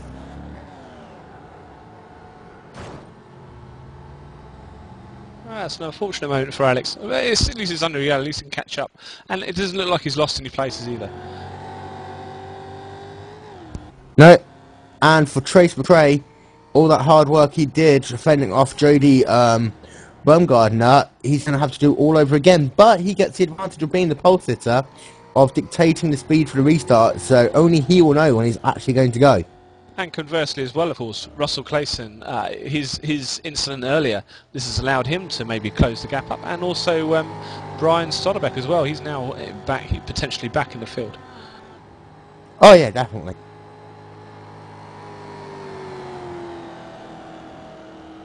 And as the pace car picks up the field, don't forget that if you would like to know more about Glacier TV, you can go to glaciertv.com, find out about all the many varieties of series that they broadcast. And if you are a league admin and would like to have your series broadcast, find out all the information on glaciertv.com. And we can, bit of information as well, Matthew Reinhold was given an end-of-line penalty. I don't know if that's been said already. No, it has now though, and it looks as though Trace McRae is coming down pit lane. Does he want fresh tyres? There's another car behind crabbing into pit lane as well. Let's find out who that is. I believe JD has stayed out. JD will inherit the race lead. Ooh, Ayrton Ellis is crabbing into the pit lane properly, and then he's followed by another one, I think. I believe that Trace Jasper is one of the only drivers that's actually coming pit lane here.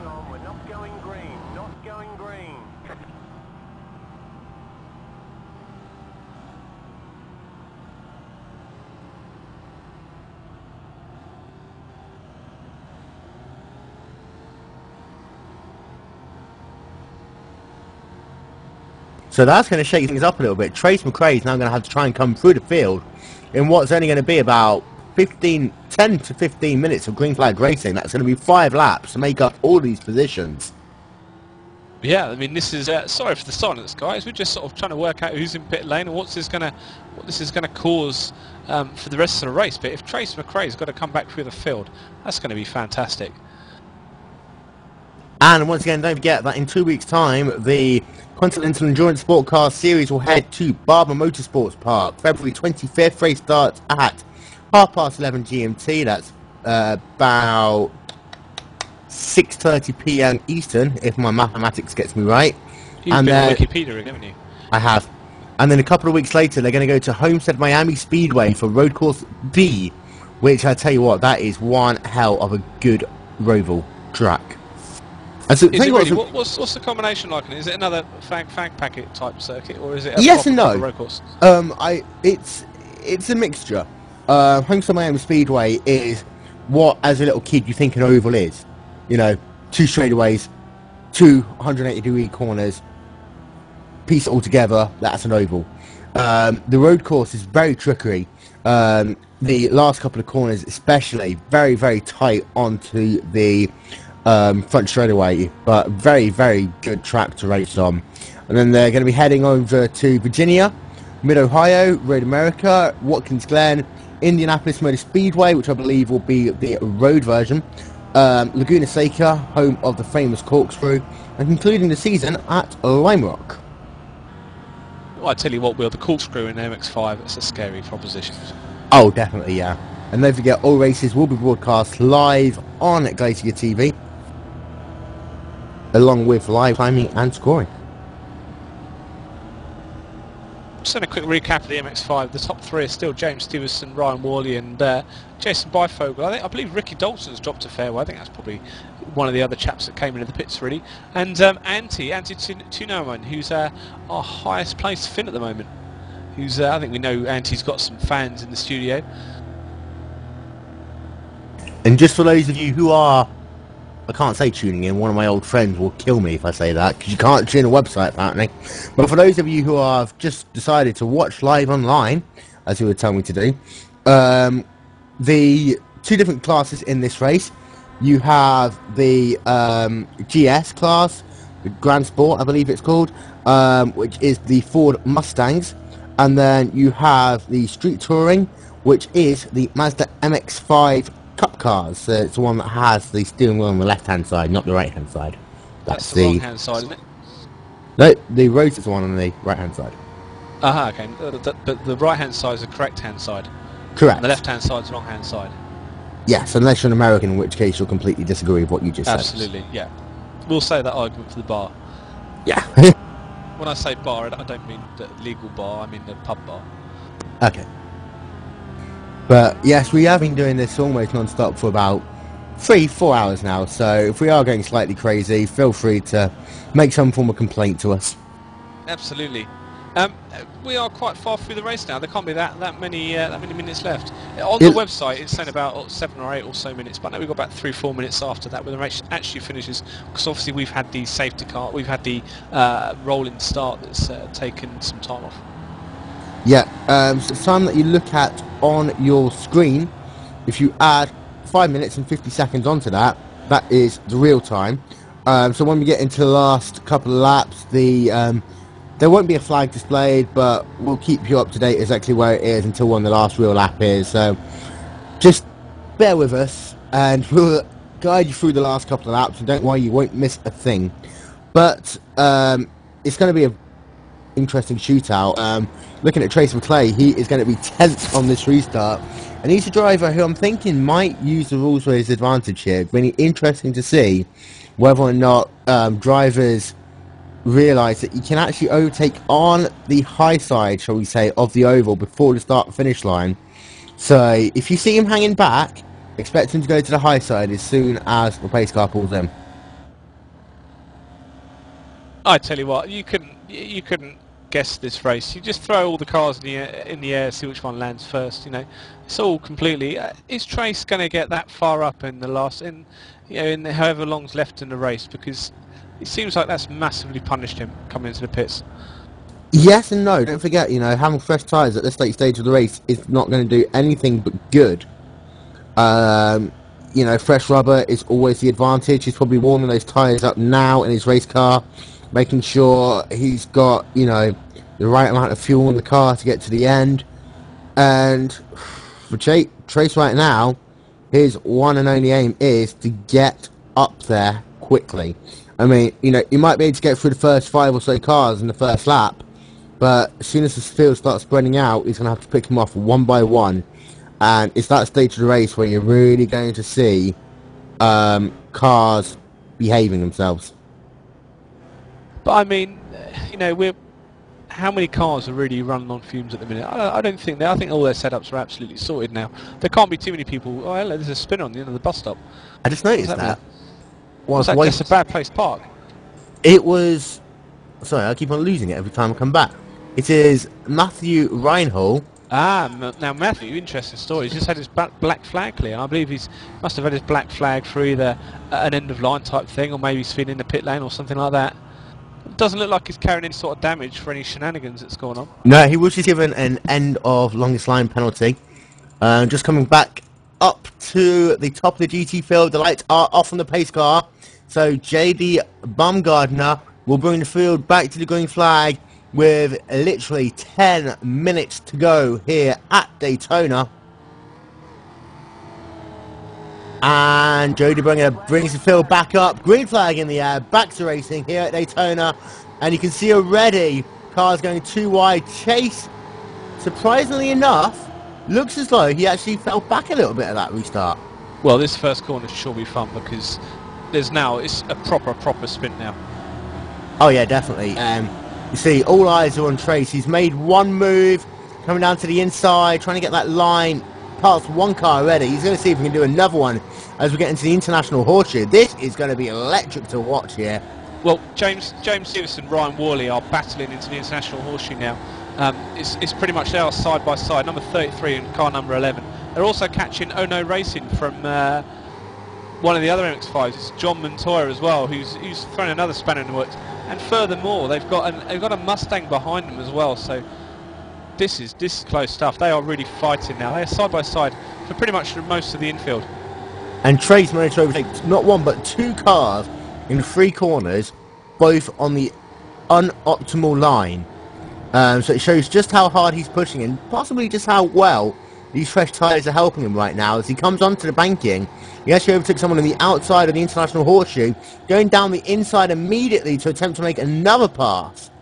This time on Bill Daly. I'm sure he just let him pass there, but he's immediately catching up to Kevin Brown, and that will be for 6th position. Well, this is fantastic. He's absolutely on it. I mean, I think he's done this out of choice now because he wanted to give him something else to do. He's so bored of leading the race. Oh, look at that! They're going to be too wide. Almost contact there, so we come for the second part of the bus stop. And Chase now is going to have to see whether he can split these two guys in the middle, because he's pinned down to the inside. So the number 14 on the outside is going to pinch him down. So it doesn't matter how slow that car is ahead. He's just going to follow him for the moment. Now he can go to the outside if he needs to. That is boxed in. That is close. 4 cars to go into the first corner. That is close. This is not going to end out well. And Trace in the 69 going to come dummy to the outside and then going back down to the inside. A little bit early on the brake, seeing if he's going to do that painted cut across. And the car 2 ahead of him, I believe that is Steve Brown, almost lost it under braking there. Slowed both cars down a little bit. And David Waters in that Maker's Mark car gets passed by Trace McRae in the confusion. Well, I think there was a little bit of a tap there, wasn't there, from Trace? A little bit of love kiss, I'd say. Yeah, absolutely. So he's chasing down David Waters now. It'll be interesting because Trace has been an extremely fast driver in qualification, so he's got some lap speed under him. So it'll be interesting to see if he catches David by the end of the lap.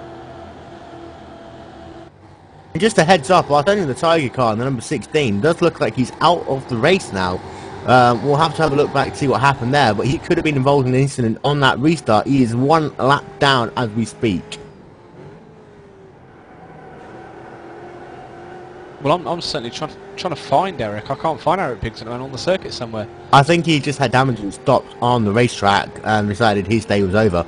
But in the MX-5s, James Stevenson is leading by a 2.5 over Ryan Hawley in 2nd in class.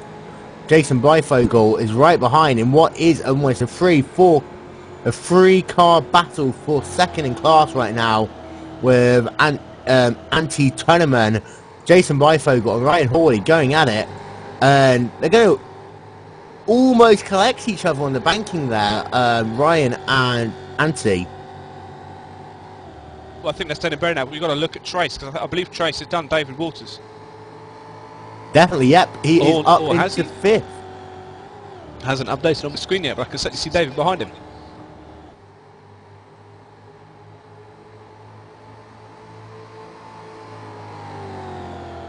And our spotters are telling us that Trace is, and I can confirm this, Trace is up into 4th with just over 6 minutes to go here. Well, this is going to be a great end of race.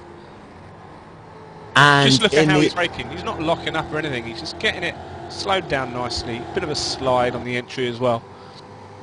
And I tell you what, he's got 4.5 seconds to gain in 3 laps. But these fresh tyres definitely looks like he can do it.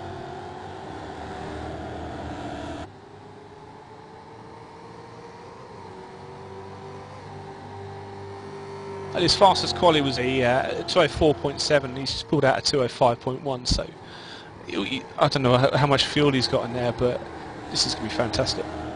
And that gap's already down to just about 3.5 seconds, judging by my watch. So, you know what? The way he's doing it, he's possibly just about going to make it in time to make that, you know, hero move on that last lap that we were talking about earlier. Well, hang on a second. I mean, the first 3 drivers are very, very close. They're within a second and a half of each other, you know. Brian Stobake, JD Baumgardner and Russell Claesman, you know, Trace has got to get past those guys when he catches up, if he does catch up, you know, because those guys ain't going to let him fast. Ain't going to let him past. JD Baumgart is really raced. He spent a lot of his time in second place. He's pretty much almost always the bridesmaid, never the bride, you know. And just a head up for all of our watchers, once that clock reaches 5 minutes 50, I know it's counting up now as well as down, once it reaches 5 minutes 50, that will be when the white flag will be displayed for the last lap of the race. So for Trace now, it is an absolute race against the clock. Gap is down to 3.4 seconds on the banking, and what's not going to help Trace is the fact that these three drivers ahead are all in each other's draft, so these guys are being able to pull away from him a little bit. If he was catching them one at a time, he would have a lot more advantage than he does now. And you see Trace just gently scrapes the wall there, coming into one. Took such a wide arc. He's got Mazda MX wide ahead of him. Sure, exited the pit lane illegally. He should get a penalty for that. Oh, that wasn't a very clever thing to do. Just looking at the back marks as well, we seem to have... and 63 car, sorry. I believe that's the 63 car, JD, into a spin there. And that means that Trace is closing down. But JD, I'm going to have to go in and have a look back at that replay there. But coming into the international horseshoe, you can see the 63 car just gets hit from behind by the 22 of Russell Clayson. Nothing that Jody can do. Looking at it from the rear angle, that it literally breaks for the corner, and it's not even a dive bomb, it's just literally a shove out the way. I don't know if these guys think they're at Bristol Motor Speedway or something, but... Well, that was certainly rude, wasn't it? And how lucky is Trace McRae? Definitely very lucky. He's back onto the podium now. That was a very dive bombish thing to do. It's so late in the race as well. And you see, looking at the tyre smoke of the two cars ahead of him, they are definitely pushing for the race lead. Ryan Strodeback is leading at the present moment in time from Russell Clayton in the 22. A battle behind Trace between Keith Brown and Steve Brown as well.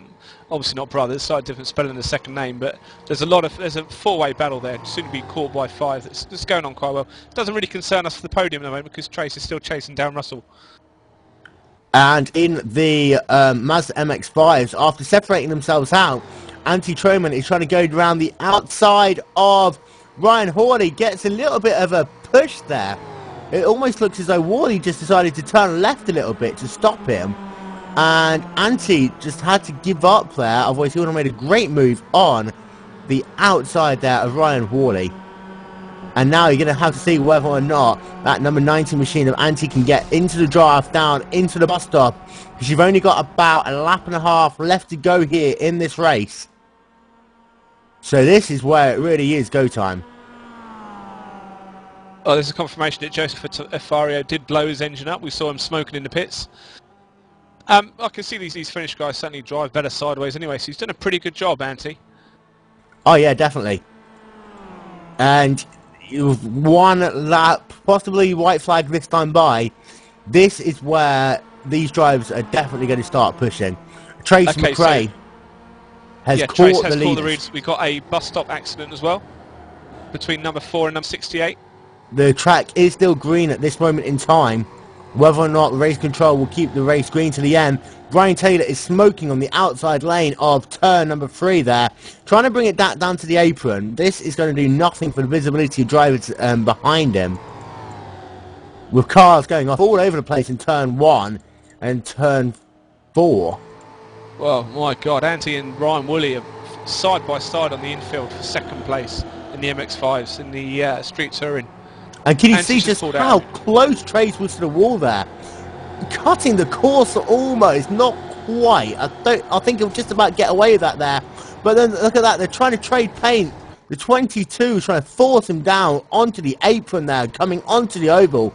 Very dirty driving there by Russell Clayton, the number 22 machine. But Trace is still going to see if we can make a move on the inside, I'm guessing, will be the way he'll go first. And the white flag is in hand. 1 lap to go here at Daytona. Well, he's got him now on the outside. I did see a blink earlier from Brian as well. That's disconcerting, especially when there's also Russell when there's this much pressure. Oh, Oh, sorry. I believe, actually, that is the end of the race. Sorry about that. And Brian Strudback wins the race by 0.81 seconds over Russell Clayton. Trace McRae at the line, 7 thousandths of a second behind. Just shows how much Trace was pushing there. Unfortunately, he was probably just a lap shy on being able to get at least second position there. well, what a great race seen at Daytona Road today, with all the drivers from the Continental Endurance Sports Car Series. Some fantastic racing for the Grand Sports and some fantastic racing for the Street Touring. And we're looking now, James Stevenson about to take the checkered flag for the Mazda MX-5 division. Brings that car home to claim first place for the MX-5 division. Wins the race by about 4 seconds. And side by side for second position, you're going to have anti-Truman. Ryan gets him at the line by less than 2/100ths of a second.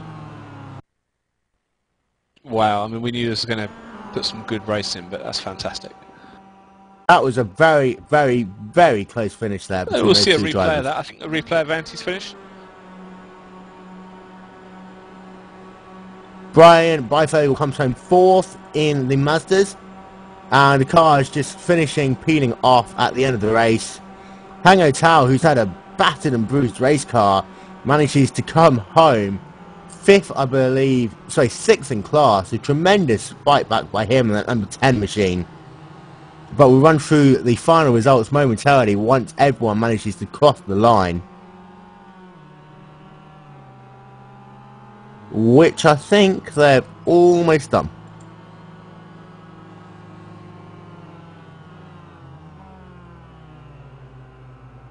So it's that time of the race again, why I have to get my bottle of water ready. There's going to be a lot of talk ahead. I think we've got some people maybe going to pop into the commentators booth for a bit of an interview as well. Okay, so run through the order first in the Ford Mustang division. The honours go to Brian Strudback with a race time of 1 hour 13 minutes 5 seconds, .571. So very close to actually going another lap there. In second position, Russell Clayton at 0.817 seconds behind. Trace McRae, you saw that last lap. Very, very close between them. Some almost dirty racing between Russell and Trace there on that last lap, coming out of the bus stop on the last lap. Fourth will be Kevin Brown, who's almost 10 seconds behind the race leader. Jody Baumgardner, who you saw is in second position until he got rear-ended by Russell with 2 laps to go. Matron Finishes in fifth. And sorry about that. Stop distracting me, Rob. In sixth, you have David Waters. In seventh, Bill Daly. Eighth is Alexis Moliner. Ninth, Stefan McPherson. 10th, Jasper Grainwag. And 11th, Steve Brown. 12th, Ricky Dalton. 13th, Ayrton Ellis. And then your retirement on not classified results are Anthony Castro, Joseph Ottofero, Brian Taylor, Bruce Lawson, James Wood, and Edmund Hirschberger. And then moving on to the MX-5 Cup division. We're leading the way in the MX-5 Cups was James Stevenson, who finished only 55 seconds behind the overall race winner. So that is a seriously good result there. And he finished about 6 seconds ahead of that very close battle between Ryan Hawley and Tournament. Who, as I say, at the line, 2/100ths of a second between those two. Photo finish in the MX-5s. Jason Beifogel, who was in that mix for a long period, comes home 4th. Michael Morrison comes home 5th. Hango Tao, who had such a treacherous day for a large portion of the race, manages to keep it together to claim 6th position. John Ricard manages to get 7th in the number 5 machine. Fernando Ferreira, 8th. Giancarlo Lenzi, who we were talking about earlier, such a great name, who drove his way up into position number 2 early on in the race, finishes 9th in the end. Jarrett Lawson in 10th. Peter Brennan, Matthew Reinhold finished 2 laps down. And then your retirements, John Montoya, Eric Biggs, Jason Garrett, Joseph Peake, Michael West, Kevin Buck Holes, Stan Johnson, Chris Moraine, and Stephanie Moran. Well, I'll tell you what, Will, that's some fantastic, fantastic names there for you to do. I honestly, for a few minutes, I did think that Giancarlo Lenzi was going to win it for a moment because he was quite half at one point, wasn't he? Oh yeah, he charged his way from literally about 15th up to second, and then it kind of disintegrated in a matter of minutes. Yeah, and Garrett Lawson had an instant pat race, but they didn't get laps.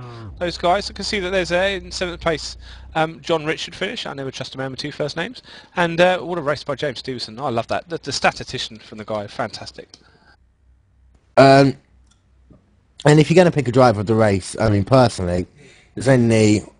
In fact, we'll do one per class, and for the Mustangs, I think it's impossible to say anything apart from Trace McRae.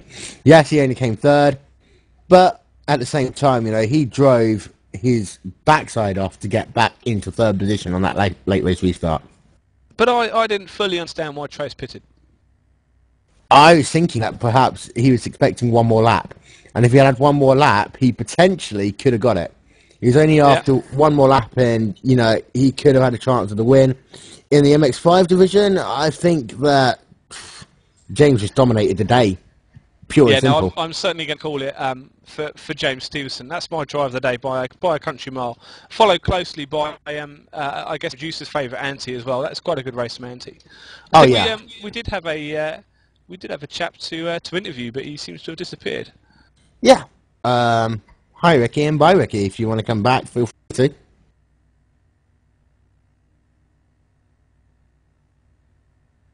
Well, I think he's exited stage left.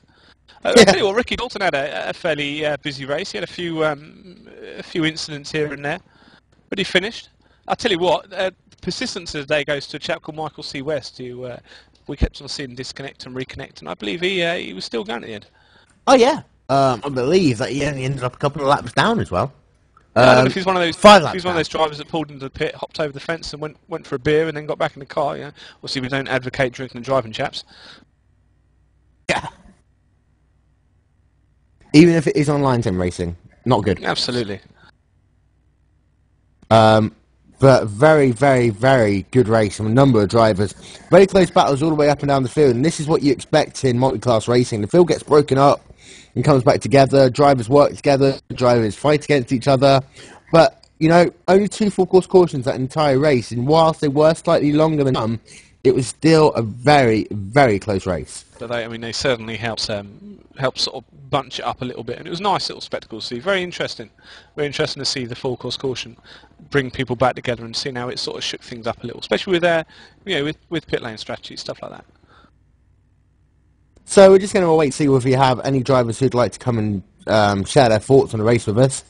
Don't forget that the series will return in 2 weeks' time at Barber Motorsports Park for round 2 of the Continental Endurance Sports Car Series.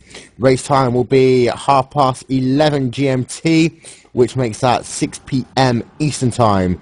If you want any more, go online and find out. Then the series will move on to Homestead Miami Speedway, Virginia, Mid-Ohio, Red America, Watkins Glen, Indianapolis, and Laguna Seca, before concluding on June 16th at Lime Rock Park, a 90 minutes endurance race. Oh, I love a bit of Lime Rock. Lime Rock's fantastic. Oh yeah, I drove the Indy cars there a couple of months ago, and literally when you go up the hill, the car just tilts 45 degrees in the air, and you just got to try and catch it when it comes back down. Oh, that's not good. That's not good. That's almost a bit Le Mans, isn't it, with the old Mercedes when you've got a bit of wind under it. Yeah. That's got to be proper pants in whatever moment.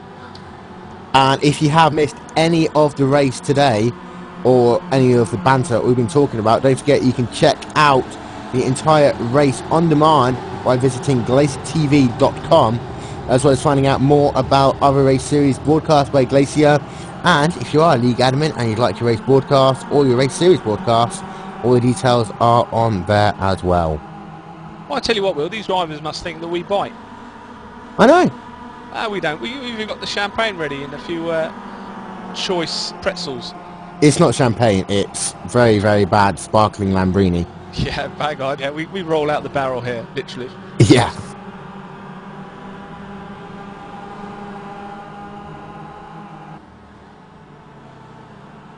A big thank you as well to both Yano and Yoni, who's been our second pair of eyes and ears all race long. There's been so much action to call this race that it's almost been difficult to focus on one thing for any more than 30 seconds because we keep on getting a heads up there's something happening in turn one. There's a car overtaking a car somewhere elsewhere. But big thank you to Yoni, big thank you to Yano for being those extra pair of ears for us so we could deliver the message to you. Yeah, fantastic work from these guys. And let's face it, I think the only reason they're up this long because they're snowed in the house in a minute. Yeah. I believe we have a driver. He's been coaxed into the channel with pretzels and weak champagne. Welcome, Mr. Ayrton Ellis. Hey. And how are you doing? I'm good. Did you enjoy the race? I messed up in that last caution. Oh, bad times. Where did you finish in the end? Let's have a little look down. You 13th. finished 13th. Wow, you did drop down because you were running up in easily in top 5 for a while, weren't you? Yeah, I was in third in that last caution, but on that chicane, I was used to not going fast there, and I guess I was going over 80 or something and went straight to the wall, and I had to have like 4 seconds of repairs.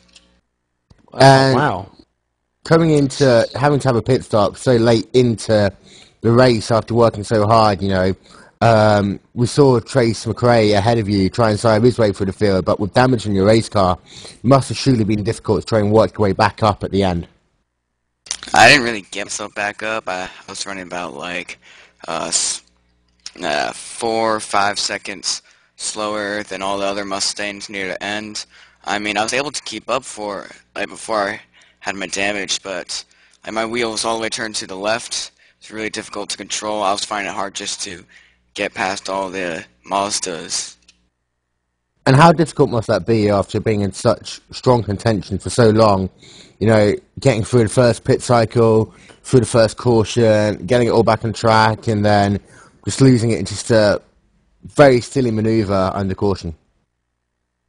I don't know. I mean, I normally get pretty lucky in races. I thought this was a very lucky race because practice I was like only like 12 fast or something, and I managed to get myself up to like 4th or 3rd place. And I was able to hold off the fast cars behind me, and I thought I did really well. And then luck just didn't come my way at the very end there. And how are these cars, once you get onto that big 30 degrees of banking on the oval, how do they handle on the draft? The draft really helps. I mean, if you're within a second of the car in front of you, it really boosts your lap time. You can, when you get onto the oval, if you're a second behind them, you'll be on their bumper once you cross the start-finish line. And 2 weeks' time, we're moving on to Barber Motorsports Park, a completely different track to what we've been racing at today. Very technical, some very tight and twisty sections. How do you think you're going to fare there? Well, I don't have that track, so I guess I'm not going to be racing there. We hope to see you again in the series, though.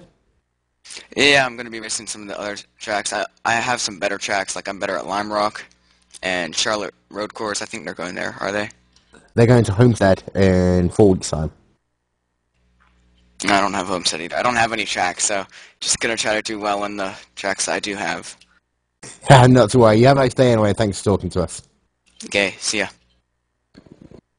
Okay, so that was Ayrton Ellis who just popped in for a chat, proving that we don't bite. It was a bit of a shame he fell down. He was the one that we saw crabbing into the pit lane after Trace came in. But yeah, overall, it was still a really good race. I think we had to say a big thank you again to Yano and Yoni. Big thank you to all the drivers as well for being kind and not crashing too often. Because we ran out of things to say a couple of times under those cautions.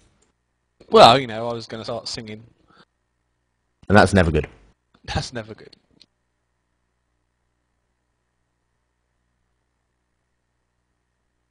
But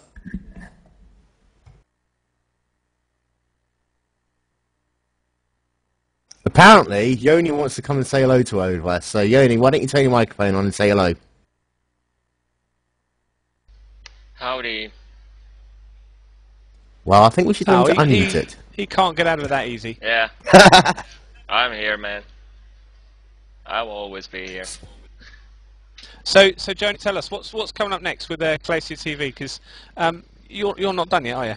No, I'm surely not done. We're 45 minutes away from broadcasting sort of a sprint race with the nationwide. So we're going to stick to ovals like in this one, but not on the road ovals or robles. We're gonna go to I'm not sure if it's Daytona or Talladega, but it's a VLR sprint series with a nationwide. It's 25 laps, if I'm not mistaken. Let me just have a quick check. It's the kickoff round for the VLR Nationwide series, so it's I'm not totally sure whether it's Talladega or Daytona. It says Talladega. Yeah, it's a non-points race for Talladega, 25 laps. Talladega Superspeedway with the Nationwide B car. So That's the more square one, isn't it, with a bullish nose? yeah, it's a D-shaper with a ton of top speed and lots of drafting. And with the new draft model, I'm actually interested to see how it's going to play out. So we've had like a one proper road race, now we had a roval race, and we're going to have an oval race. So it's progress, isn't it? Yeah. And the two-car tandems are going to be interesting. I've tried it myself, and it's completely changed the way you think about plate tracks on iRacing. Yeah, you could say that. And you're obviously one of the brains and nutcases behind Glacier TV, and you've been inundated with requests to do streaming ever since you guys did the well, even before you guys did the World Cup finals a couple of weeks back now. And how's the experience been from you with that amount of inundations? Well, to be honest, when we first started this off, it was just basically a plan. I mean, we knew that we can do it. It was just a matter of how whether we're actually gonna do it. But when we kicked off the service, we were basically like hoping for, yeah, maybe we'll get like 2 or 3 races for 6 months or something like that, and we'll just do like cheap prizes to get things kicked off. And then all of a sudden we have like we publish the email address or the address to contact us for broadcastings, and all of a sudden the email is full of different kinds of requests. There was a series, single races, stuff like that, and yeah, and the World Cup final that we did a couple of weeks ago, that was really a kickoff. I mean, we in the first broadcast we had like I think 35 people in there, and during the World Cup finals, I was just watching the normal 50, 40, something like that, and the next number that updated to my stream was 190, and I was like, what is this? So it just yeah, me and Mary was just we're both shocked about the popularity, and yeah, and we got tons of positive feedback from that World Cup final, which I'm pleased of. But at the same time, I usually rather take negative feedback rather than positive, because you cannot improve your service from positive. But yeah, but anyway, yeah, that was a great experience, and can't wait to get some more broadcasting action. And I have to say that you guys done your first and second broadcasting tonight, and I have to say I'm stunned by with your with your actions. You guys really nailed this. Well, come on, Johnny. That's enough of massaging our egos. I think we've got a couple more races in, have we? We've got Mr. Stevenson, my favourite, James Stevenson, my favourite Australian at the moment. Welcome, James. And Irex X. What's your race name in that last race? Hello. Hello. No, I can't remember what. Well. Choice that it's proof furthermore that us commentators do bite. Welcome, Mr. Stevenson, to the commentators booth, and you may enjoy our pretzels and a weak champagne. G'day, guys. How was that race for you? You did fantastic. We were applauding your tactical prowess at the start when you came in for the pit stop. Yeah, well, having done the practice race last week, I found out that for the first couple of laps, the tail end of the Mustang field sort of gets in the way. So I pitted on the first lap and tried to make some quick laps on the back of the MX-5 field, drafting them around the oval section. And it seemed to be that every time that you'd get a restart, it would be a couple of people with you for about a lap, 2 laps, and then you just find a way to drive away by a second, half a second here. I mean, what was your secret to be able to, beat the field for the race? Just push hard and try and get a gap early on so that they break the draft, and then from there just look after the tyres a bit. So almost Sebastian Vettel syndrome then? Oh, I guess you could call that. I apologise for mentioning his name amongst an Australian, but I mean, is that important then, trying to get that second gap to the car behind so you could break the draft? And how much speed do you think you'd gain or lose by having that draft? The draft is worth about a second a lap if you can hold on to it, so yeah, it's worth a fair bit. One thing we wanted to find out throughout the race was it possible at all to use the draft from the Ford Mustangs, or were they just too fast to be able to hang on to at all? You could hold on to them for a little bit, you'd pick up maybe a tenth or two behind them. Okay, and I mean, 2 weeks' time we're moving on to Barber Motorsports Park, completely different type of racetrack, here very long straightaways with the banking. Barber's very tight, tricky, technical track. How do you think you're going to fare there? I'm not sure if I'm going to make the Barber race yet. I may be heading to Mount Panorama for a 12-hour race, so we'll find out in 2 weeks' time if I make it or not. Oh, okay. I know which one I'll do. And I'd say it's been a pleasure watching you race, and if we can't get you back for Barber, we'll definitely see you back at Homestead in 4 weeks' time. Another Roval type of track, again, where the banking really does come into play. And it's time we might as well say hello to Ricky Dalton as well. Hi, Ricky. Hi, how are you? Yeah, not too bad. A bit disappointing your race end, but until then you were fighting really hard. Yeah, I was doing pretty good, and then things got a little mixed up on one of those restarts. And I mean, how tough was it, doing those 90 minutes with the Mazdas, the speed of the Mazdas, 4GTs, the drafting, the big stopping braking distances? Well, it was kind of fun. I enjoy endurance racing, so the longer the better. And we've seen a lot of drivers, have issues with turn 1 throughout the day. I mean, was that the most difficult point in the car, or was it other bits, like, for example, going into the bus stop? The exit to the bus stop was the one giving me the most trouble. I found I was making up a lot of spots in turn 1, though. Yeah, we did notice that. And is that one of the things that you practiced on? Did you work your setup into it, or was it just that you just done a lot of practice? It just worked out that way, although I'm going to have to use that next week in the 2.4 hour. And looking forward to that 2.4 hour race. This is very good practice for that, I suppose. Yeah, any track time's good track time, I guess. And we're going to see you at Barber in 2 weeks' time? Yep. And looking forward to it. Hopefully you'll have better luck there. But again, great racing up until that point, and we'll see you in a couple of weeks' time. Thanks. Well then, thanks to James and thanks to Ricky. Great races from both drivers, and thanks to the other guys popping as well. It's been a great evening's racing in the Continental Endurance Sports Car Series at Daytona Road. Hopefully we'll catch you guys in a couple of weeks' time at Skip Barber Motorsport. If there's any other closing statements to make, Will? I need beer. Yeah, no, I need a combination of beer and bio, to be honest. Again, these pretzels, mate, they go through me. Yeah, big thank you again to Yoni and Jarno for being the eyes behind the scenes all race long. Big thank you to all the racers.